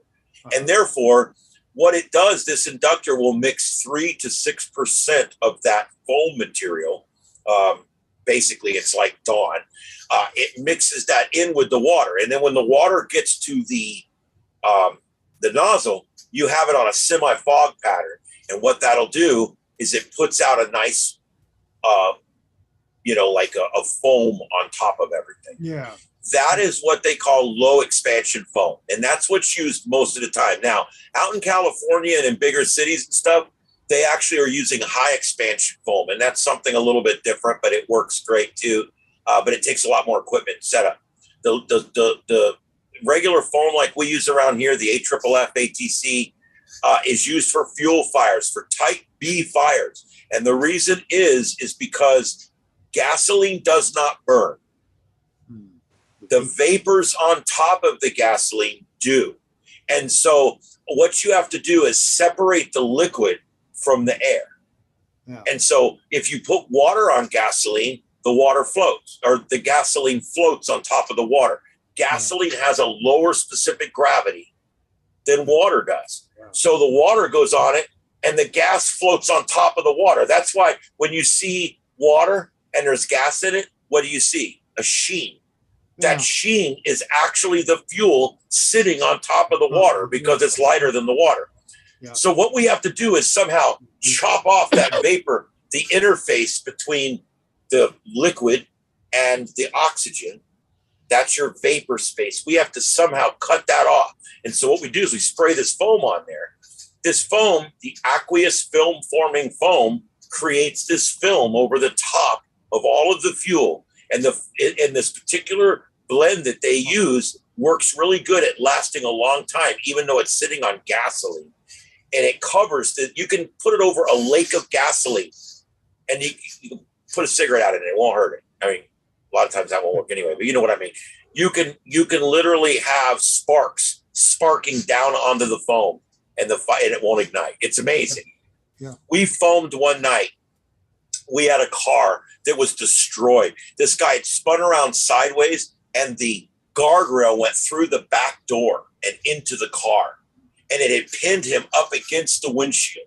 And it was one of the worst pin-ins I've ever worked. And the front of the car was damaged really bad. And we couldn't get to the battery right away. And we're trying to get in there, and everything was a mess. I'm in that car, and I'm down inside there, and I got the jaws of life down between this guy's legs.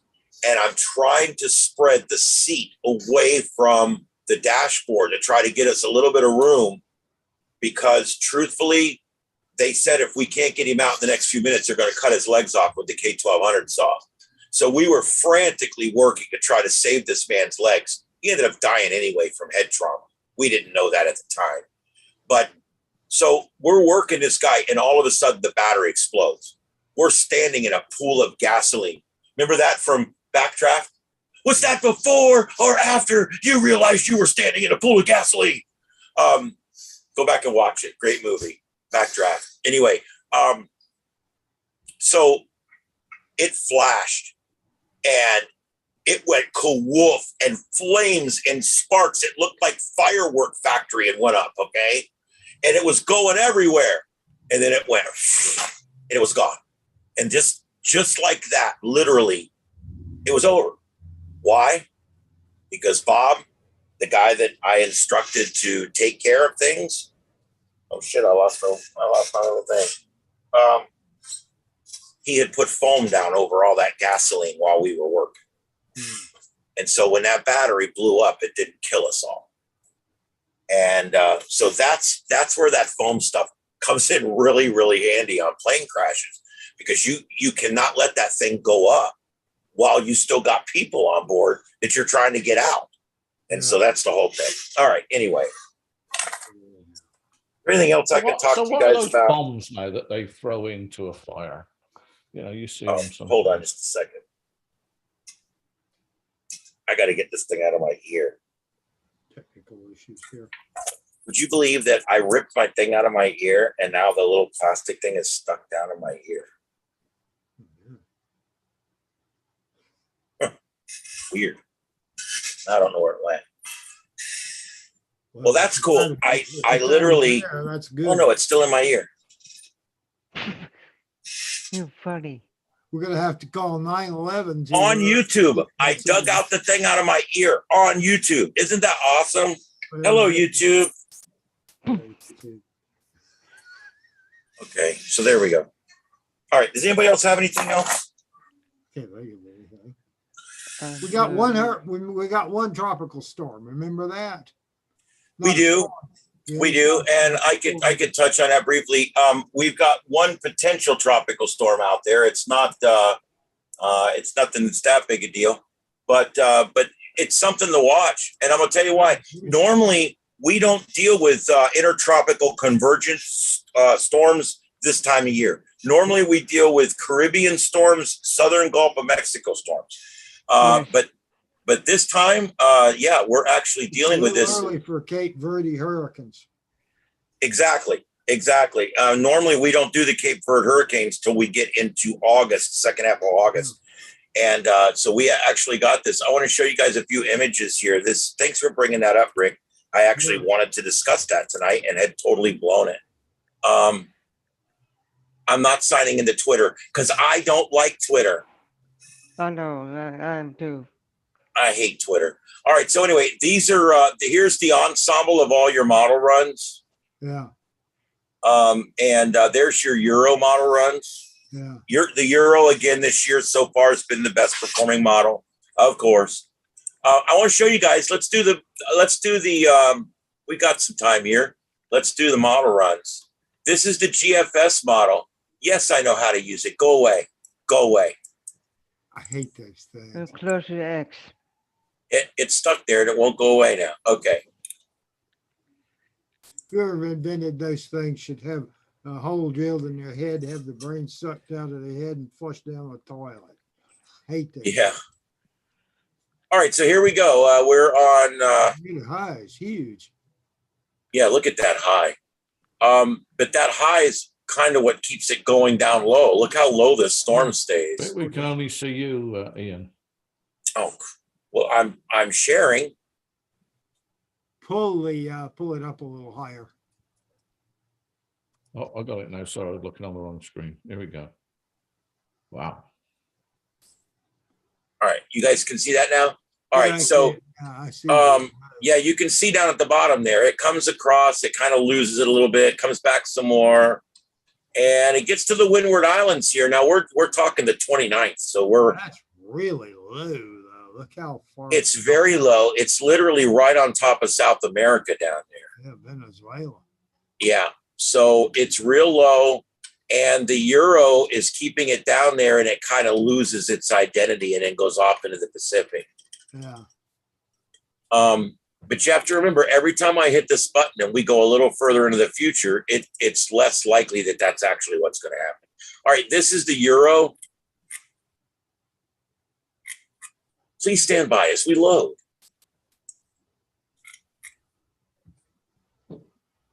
I don't know why it does this.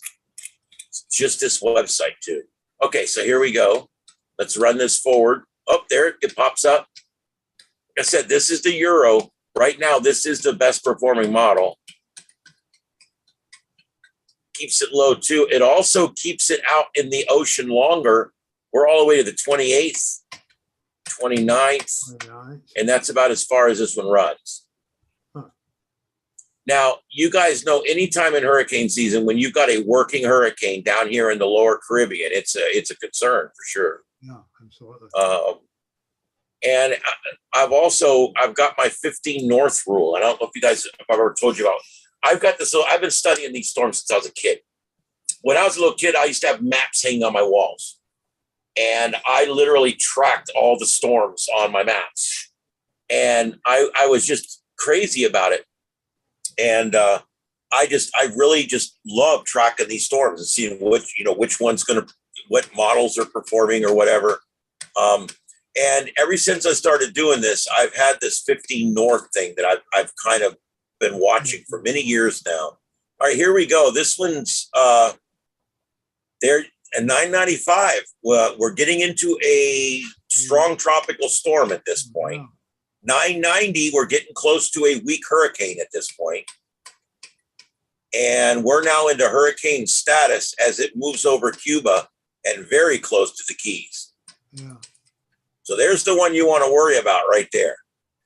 And that takes it right over the loop current and then right into New Orleans. Oh, God. Again. Yeah. So this is one to watch. Probably an 80% chance it's not going to be a big deal, but we got to watch it anyway. Yeah. Now, what I was telling you about 15 North, this is a good graphic to use. All right. When it comes to 15 North, what is with this thing tonight? It literally freezes when I load a new page. All right, so this is 15 North. See that line right there? That's 15 North. You guys all know how that works. Yeah. Now, if a storm reaches the windward and the leeward islands, okay, before it gets above 15 North, it's a Gulf of Mexico storm. Okay?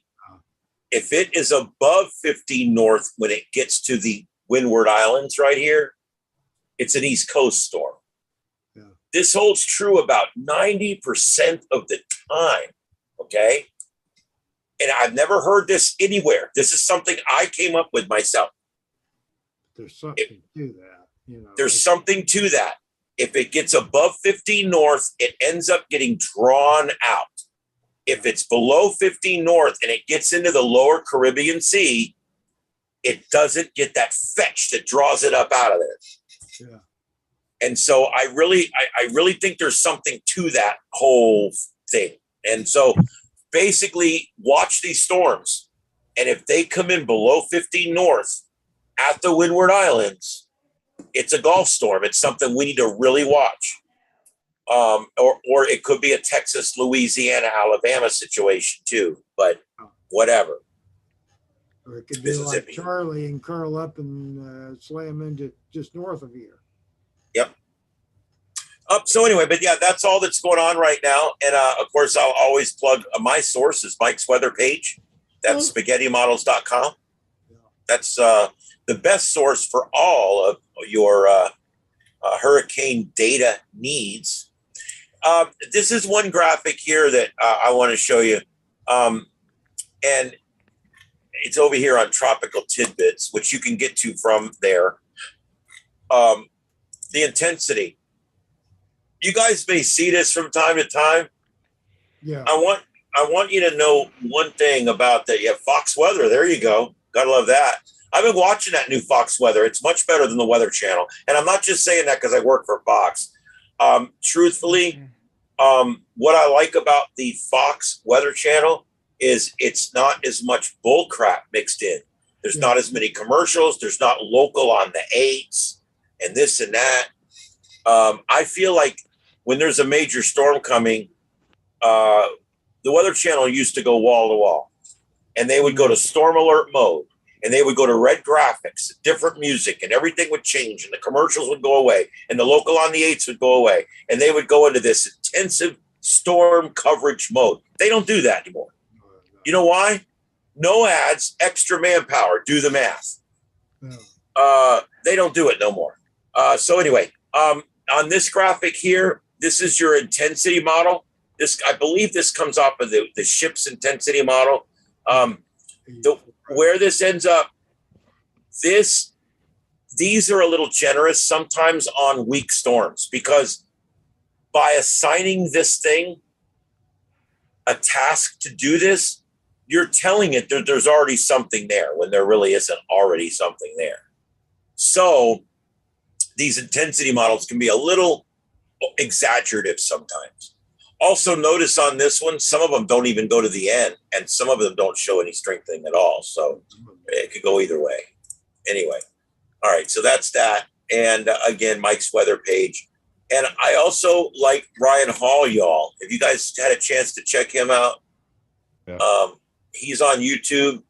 Anytime there's breaking news weather-wise, like if there's tornadoes going up through Kansas or whatever, I put Brian Hall, y'all, on one of my screens. He's just great.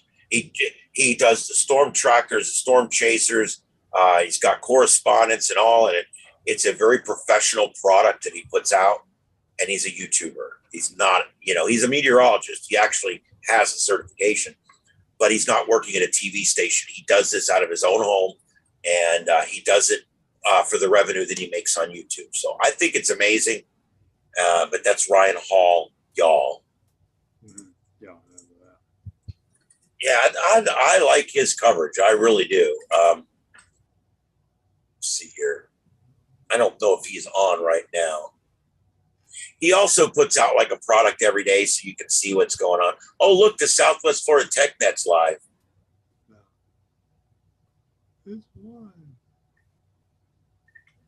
He just missed him. He was next door to us. Go back up. Yeah, there he is right there. I don't think it's... So get this. Every 1.2 seconds. But that's all right.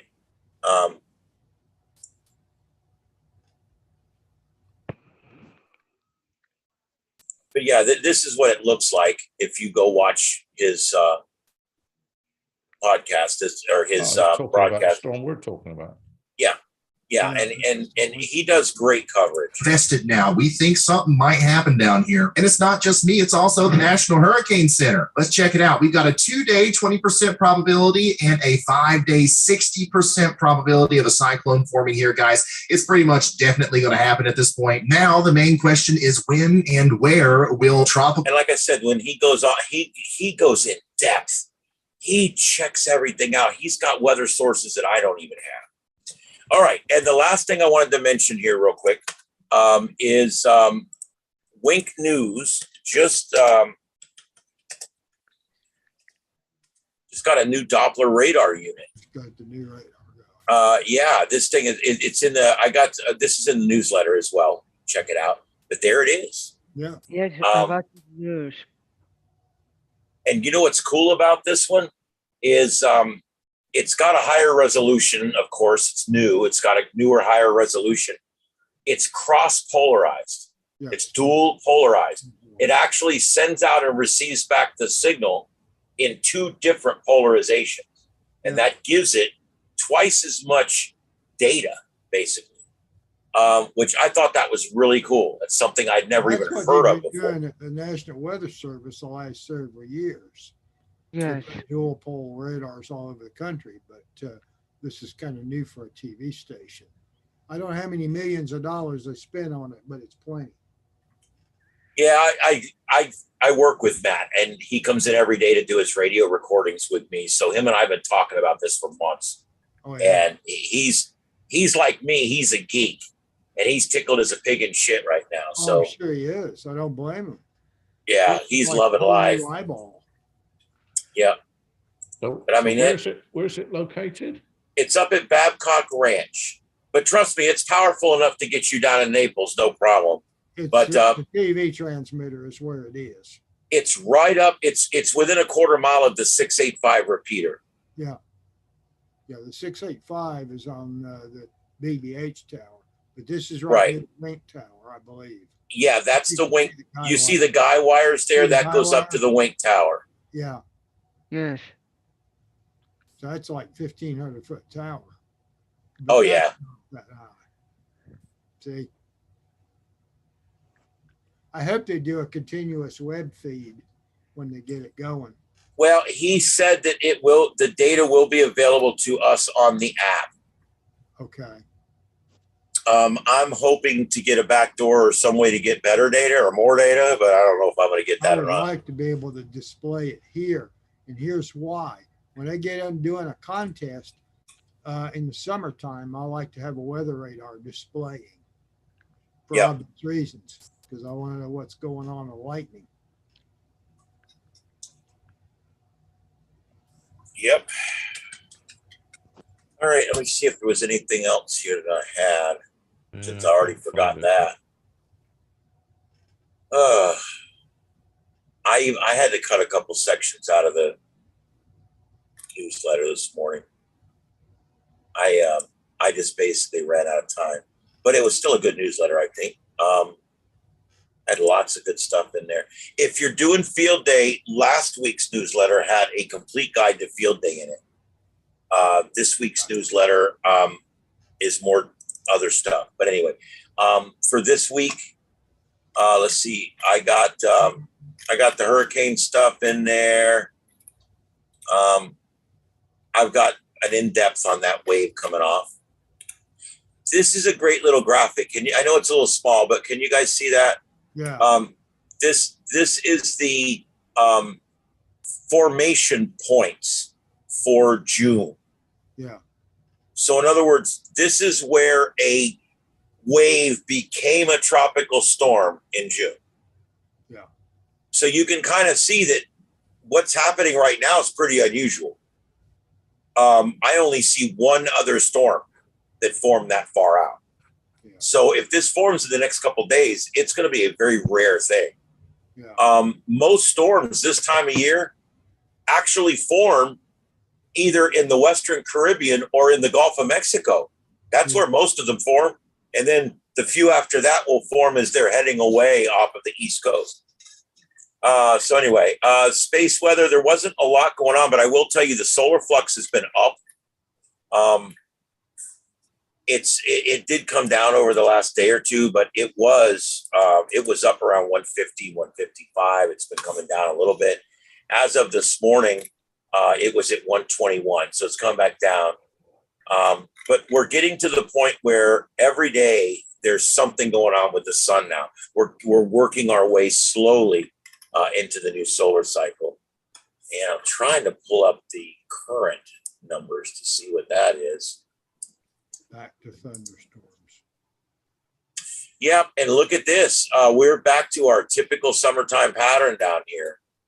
This is more of a, I'll be honest with you guys now, this is more of a late July, August pattern over the next week. Interesting. Yeah, so I mean, it is kind of interesting that we're gonna be switching it around. Notice every single afternoon we get over 50% chance of rain. So it's gonna be good though. I'll be honest, I'd rather it rain every day. When it gets up to 98 degrees and then it just doesn't bother to rain, that just pisses me off. That really is bad. Yeah, it is. There's my funny boners for the week. I'd tap that. No. That Samuel Morris said that. Anyway, that radio in the middle there, I think was mine at one time. I'm not sure. And on Kenwood TS 120 or 130. Yeah, the antenna though is quality. All right. And I love this one here. If anybody's ever watched one of those stupid Maury Povich shows where he does it, you are the father. You claimed you made contacts during the 10-meter contest. That was a lie. You know, when he does those polygraph tests, that was a lie. You said you didn't sleep with 12 people. That was a lie. Anyway, all right, the swap shop. Backed up at the Maury Povich show with the woman that was afraid of a chicken. Yeah. And they bring a chicken out. It's like, okay. I I don't care. I don't care how many times you put a spider on my shoulder. I'm not going to like spiders. Yeah. I also don't freak out and run like a little girl either, but come on. All right. So carriers are still working on that 5G rollout. You know, it was kind of a weird thing that's going on with this. They're still dealing with complaints of this 5G system creating issues with aircrafts. So they're still dealing with that. And so they haven't completely rolled it out yet. And that's the reason why. There's a balloon launch going on. This is pretty cool. They're putting a crossband repeater, a bunch of these crossband repeaters up in these balloons. And then they're going to float around. So I don't know. I thought that might be something kind of cool. There is a website there, and you can see what's going on with that. That's a low-level satellite, isn't it? Yeah. And I got thinking, why couldn't we just put these things up and they could go around for a while? Yeah. But you lose the equipment. That's the big, that's the bad part. Yeah, the power, and also you need, right? You know, the output power. Well, the ones I was looking at, they actually hang a solar panel. They hang a solar panel down below the balloon. Yeah, but they're very small. Yeah. They haven't got batteries. They only work during when the sun's switched on. Right. Okay, and let's see here. I got the thing. Yeah. Got the thing in here about the wink thing, and that's about it. I don't think I had your newsletter. That's a lot of antennas, isn't it? Yeah. And I've got all the info in here on APRS, and we are going to come back to that in the next few weeks as soon as Joseph and I can do it with you guys, because the APRS is fun stuff. But I have all the information in here too. These are the websites that you need and the programs you need. All that stuff is right in here as well. And contesting. There's not a lot of contests this week because it's the big contest week for Field Day. Yeah, there was another Ukrainian contest canceled for this weekend. And then there was 3 other contests that really are just not ones that we probably get involved with over here. All that much anyway. And then there's Field Day, of course. Field Day is starts tomorrow. Yeah. Starts tomorrow at select locations. And all locations are selected. And then I showed you guys, I bought that antenna. And I know some of you guys joined late, so I'll let you know. Holy crap. It works really good. I've had some really good luck with it. Hold on, I'll show you guys real quick. Let me get this back over here and get this back over here. Where did my Chrome remote desktop go? So it's like 36 inches long. It's it's pretty tall. It's like 3 foot long. So that's got to be like a collinear of some sort, isn't it? Because at that frequency, 1090 megahertz. Yeah, you only need a few inches of for a half-wave dipole. What's it say? Is it going technical specs? Oh, it's Amazon. $80, $90. Last purchase on June 19th of 22. Oh, it's a copper vibrator. My wife would like that. There's no batteries though. I can't believe it. She's probably watching me in the house too. I'll get my ass kicked later. Later, she'll be bursting through the door in a minute. No, she'll wait till I'm done. That's no fun. We want to see it. We've seen her in action, remember? Yeah, I know.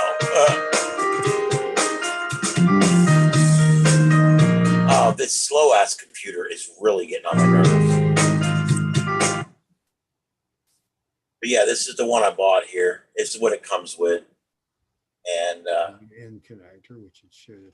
That's cool. Yeah, the biggest part for me was it came with the proper wire. It has the end connector on one side and the male BNC on, or I'm sorry, not BNC, the male SMA on the other side. Yeah. And so I'm telling you guys, I have this thing. I know every time you use one of the little adapters, you lose dB. Mm-hmm. Every damn adapter. And so this thing comes right, this thing's wired directly down through the bulkhead and I didn't screw it into anything. I ran it through and comes all the way to the computer. So there's no breaks in the line. I'm going to tell you guys the number one issue that you're going to have with aircraft antennas, because it's 1090 megahertz, it's 1,000 megahertz. The reason what you're going to have a problem with is the feed line. Feed line's the biggest problem. Oh yeah. You know what they recommend? They recommend that you put the SDR sharp up at the antenna site. Yeah. And then run a amplified USB down to your computer. Yeah. But in Florida, where it gets 98 degrees every day, that SDR sharp's hot. It won't work. Right. They get hot up at that frequency anyway. I know. And so I can only imagine what that would be. Substantial enough to me. That doesn't, I mean, I would have thought you wanted at least RG8 or something, 213 or something. That looks like just 58. Yeah, it's what. It's whatever comes with it, and that's what you know. Damn, 58. That's like going through a spaghetti noodle. Yeah, at that frequency. Well, it is thicker than all of my other SMA cables. I mean, it's pretty thick. You ought to be running through an LMR 600 to go, even. Yeah. Well, and I'm not saying I'm done yet. Yeah.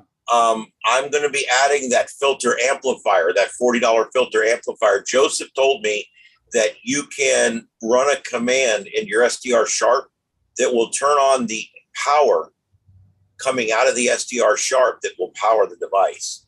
Yeah. You may wind up putting that amplifier up at the antenna.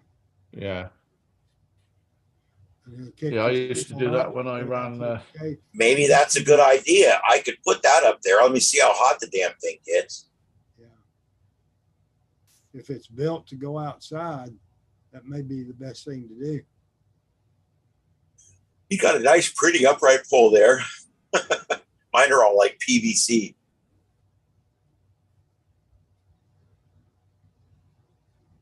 Well, there you go. I like this. It's working good. And I wanted to show you real quick what I'm getting with it. Now, it's late at night, getting kind of late now, so there's not that many planes up. But during the day, I've gotten over 75 planes at one time with it. Wow. So you can see there, that plane right there is about 170 miles from my shack. It's 158 miles from my shack right there. Yeah, it's up there. 120 miles. 30,000 feet up. Yeah, that one there's 154 miles away. Before, I would never pick up anything outside the blue circle. Oh, that's cool. Now I'm getting them way out past the red circle. These circles are 50 miles. 50 miles out, 100 miles, 150, 200. So what are you using as a receiver, the SDR sharp? Just a simple STR RTL, yep. Just the regular dongle. So this is picking up the radar, not communication or GPS, right? Yeah, transponders. It's the transponder. Every plane that's up there, everything from the sheriff's helicopter to the med flights, all the way up to the Cessnas up at 40,000 feet, everything has a transponder. And it's on the belly of the plane, and it sends out this little brief burst every so often. And that burst has a lot of information on it. And what's great is you can set this program to tell you a lot of things about each plane. And then, of course, you can click on it. It'll give you even more information about that plane. But it even gives you the route a lot of times. This one right here is going from DFW to MCO. That's Orlando. MCO? Yeah. So this one's going to MCO from Dallas Fort Worth, which is DFW. Yeah, that's Orlando. Yeah. So I hope they're flying at different altitudes. Yeah, they are. I would hope so. We're going to have a problem. That one's at the one I'm tracking is at 30,600, and he's climbing. Why he's climbing, I don't know. Trying to get over top the other one. The other one is at 30, 38. Wow, there's not a lot of difference. No, it's not. I don't think there was any paint transfer, but No, but I mean, jet wash and all the rest of that stuff. They can be as close as 2,000 feet. Yeah. Yeah. Was it 2,000 feet vertically, 5 miles horizontally? Look at that. I mean, I'm picking up these planes way down here in the Keys. He's 128 miles from my shack. See, the bottom number is the miles from my shack. You've got the tail number, altitude, speed, route, miles from my shack. Can you guys see the numbers, or are they too small? Yeah. No, I can see. So how do you, I guess you got to look up the number to find out what sort of plane it is. Well, it will give you more information when you click on it. This one tells me it's a Delta Airlines Boeing 737-900 ER. Its call sign is DAL 1595 if you're listening on the radio. And he's, you can even hit show detail and it will give you the pictures of the plane. It will tell you what squawk frequency he's talking on and what his exact route is up here, where he's going, where he's been, and everything's right there. And you see he's squawking on 2520 megahertz. That's the transponder frequency. Yeah. So it's pretty cool how it works. I mean, it's an amazing thing because it gives you all this information.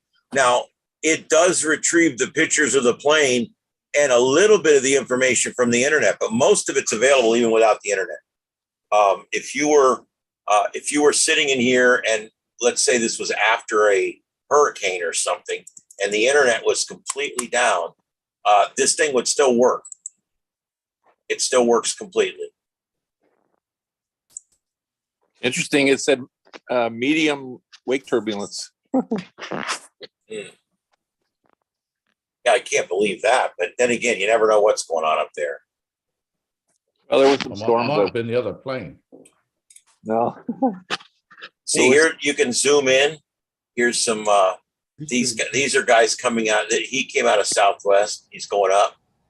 This guy, he was just out flying around, but I just lost him. I was going to say, what's he doing curly cues out there for?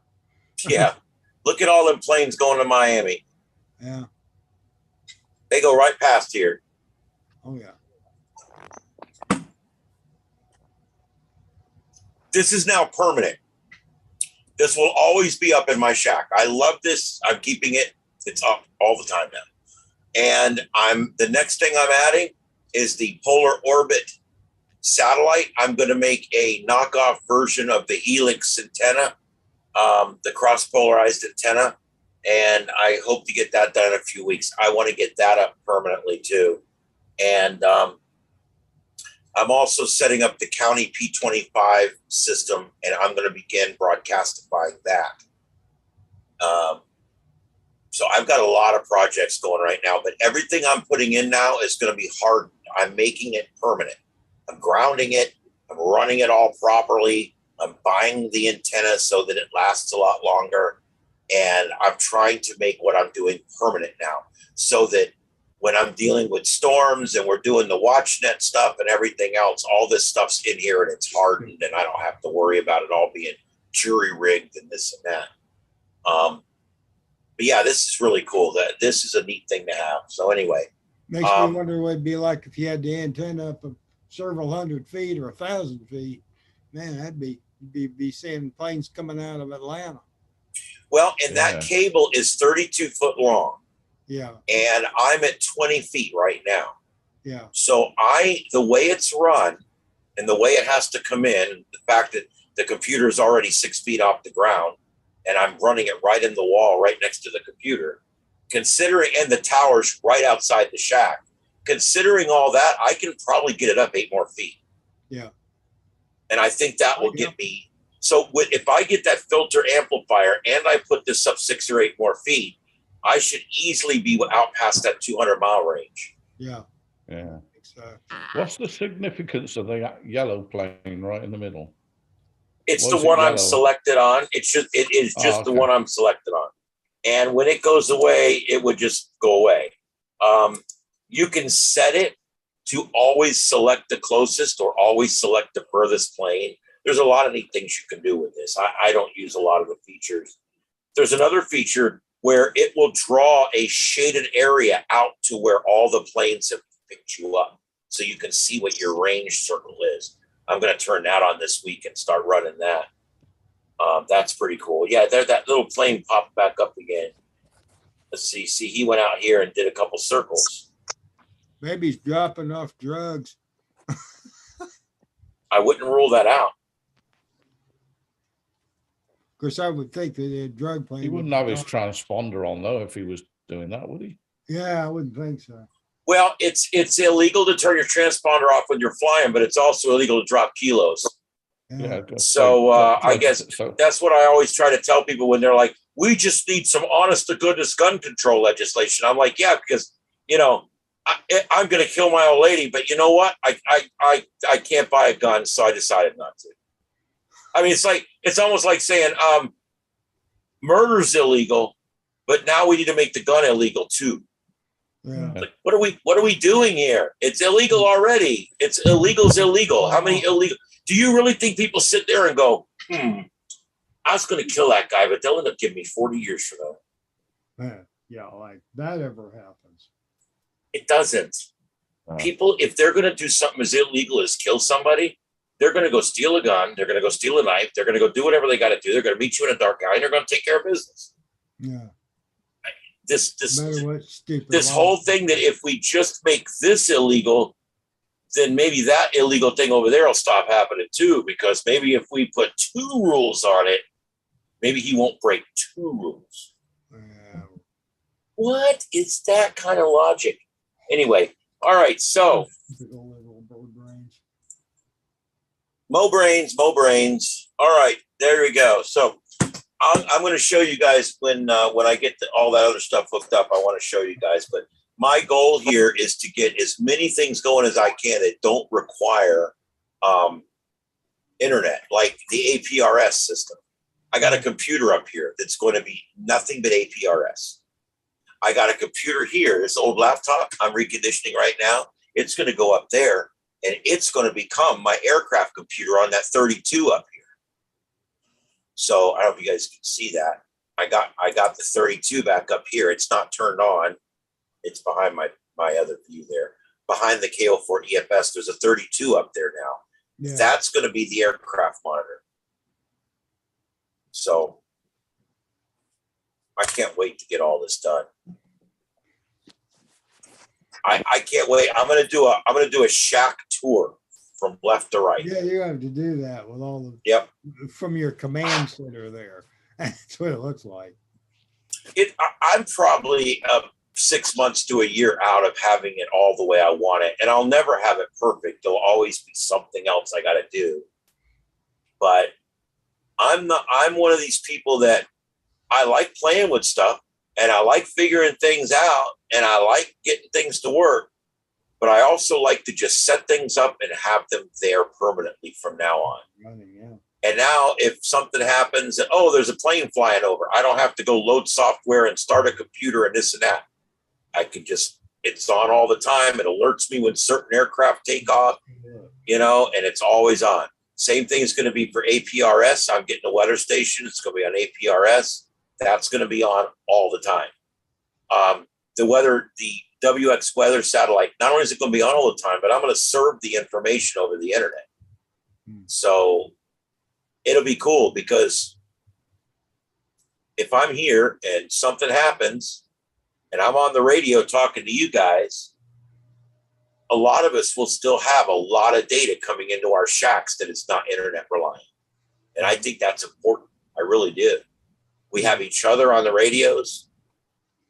Something our ARES team doesn't do here is monitor radios during storms, which is kind of bizarre to me, but okay.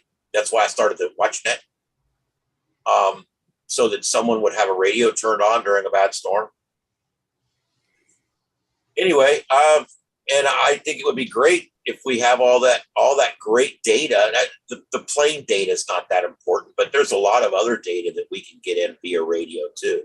like the county's P25 system and stuff like that. I just think it's gonna be really cool to have all that stuff at my fingertips, just have it all going all the time.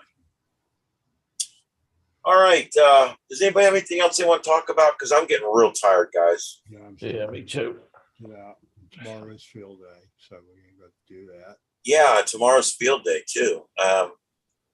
Yeah, let's see here. Let's do one quick check here and see what's going on, and then I'm gonna go ahead and call it here. San Diego, Portland. Well, they can have their own little vomit in out there. I don't care. All Sacramento. All out west. Oh, what's that one? Yeah, that's DC. Okay.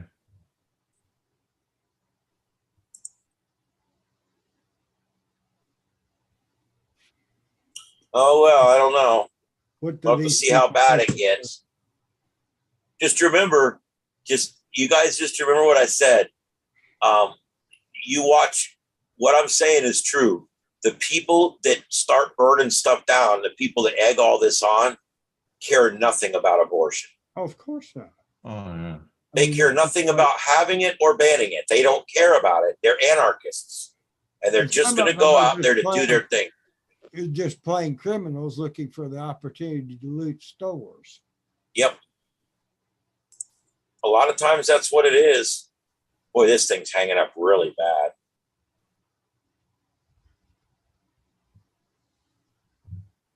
So you're building your own? Did you spec it out? We are speccing it out. We're in the process of it. It's going to be very fast. I'm putting a 32 gigs of RAM in it. It's going to have a built-in 4-port HDMI video card, so that all 4 of my screens are all HDMI directly into a big video card. No bullshit USB to SVGA like I got now. It's going to be awesome. It's going to be amazing. It's going to be an amazing computer that will have everything I could ever need. And it's going to be about 6 or 7 times faster than the one I have that I'm using right now. And the one I'm using now is a damn good laptop, but it's a laptop. It's not a gaming computer. It's not designed for doing 10 things at once, only 5 things at once. You can repurpose it for something else. Well, it's still going to be my primary computer everywhere except the shack. It'll be in my bedroom. And now when I go in there, I'll use this computer to remote into any of my computers out here. Yeah.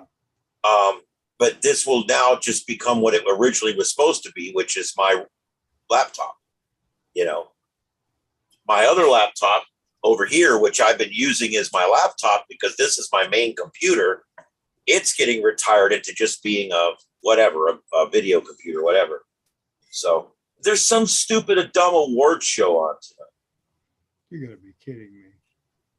No, it's the one with the idiot holding the globe.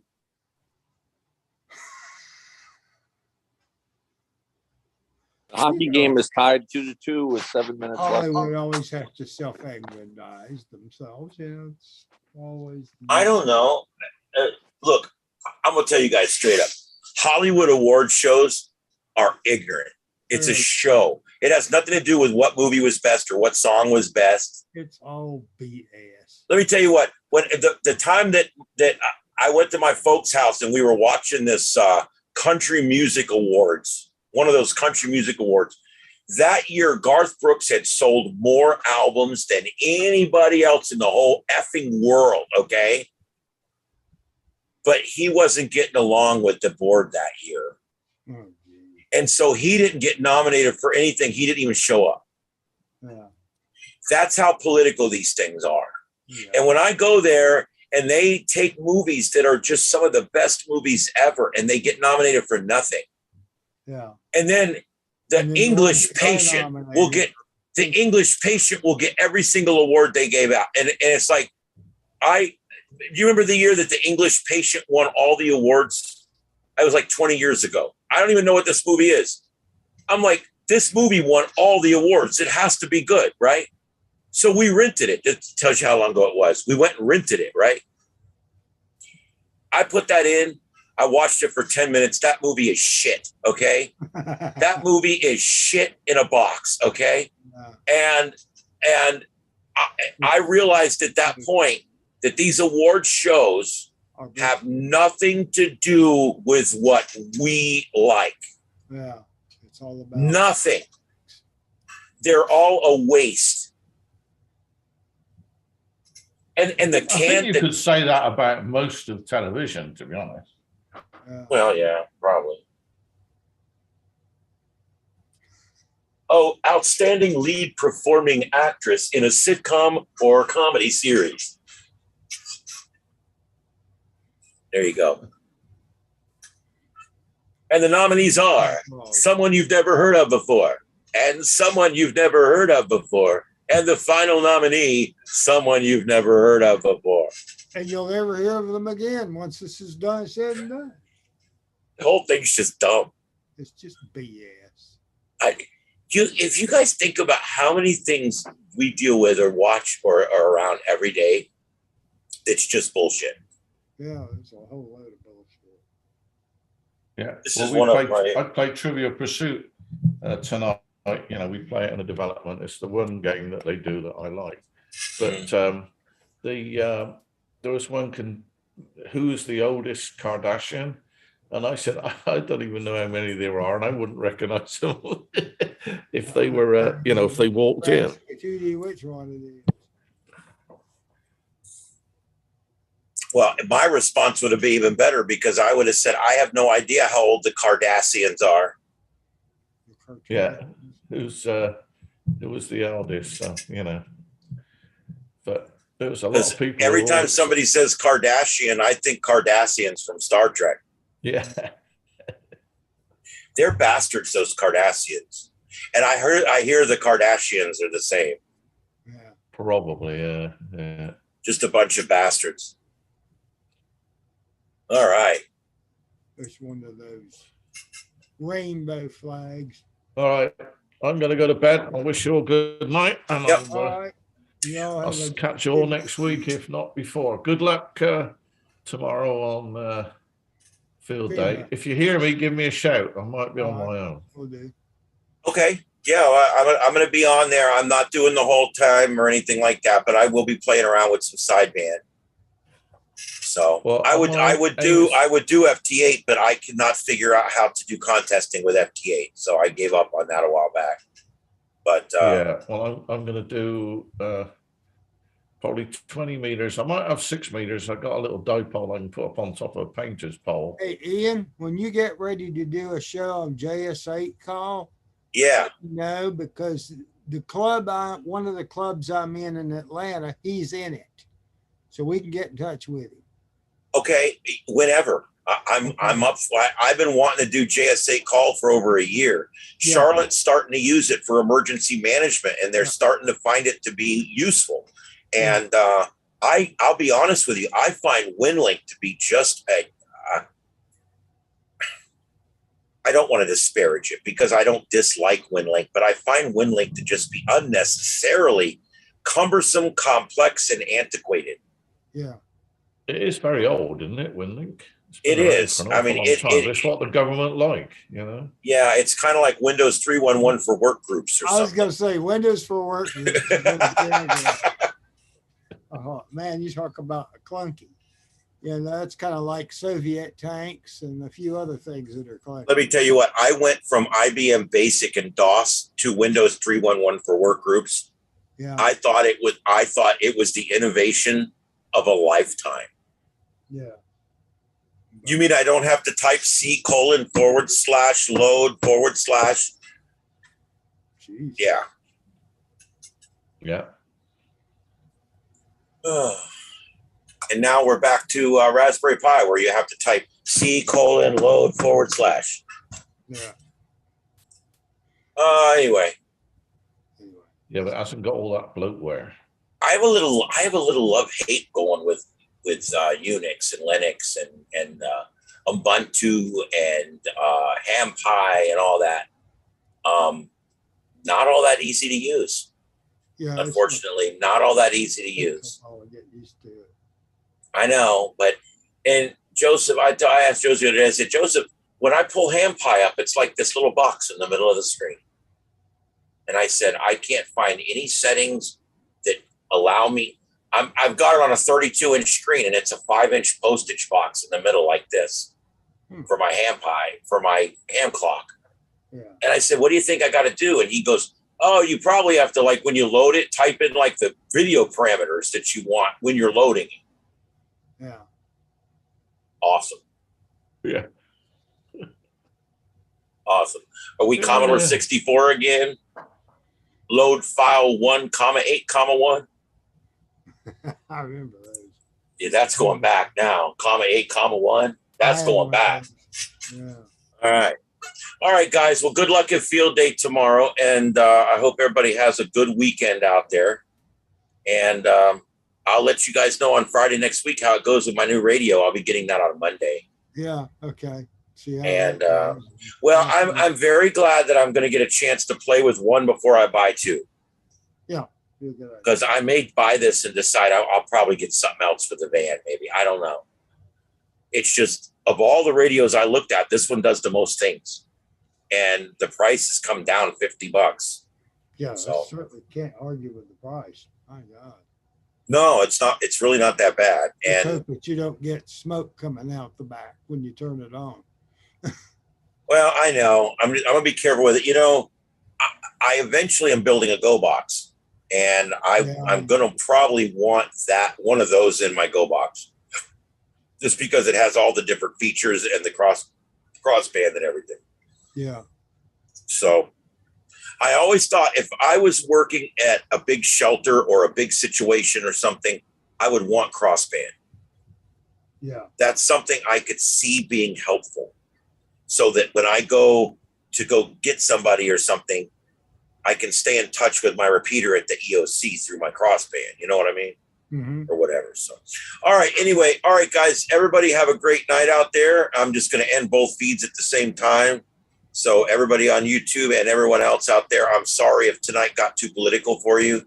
I try not to get political, but there was a lot of political stuff going on today. So we kind of talked about some of it. I normally don't do that, but we did it tonight. So if you don't like all that, forgive us. We won't do it again next week, unless there's some other big bunch of bullshit going on next week, and then we'll do it again. All right. Anyway, everybody have a great night out there. This is KO4EFS in North Myers. My name is Ian. We're going to be signing off. This is the Southwest Florida TechNet at SWFLTech.net. Everybody have a great night out there. Great fun at field day tomorrow, and good luck. And we'll see you later.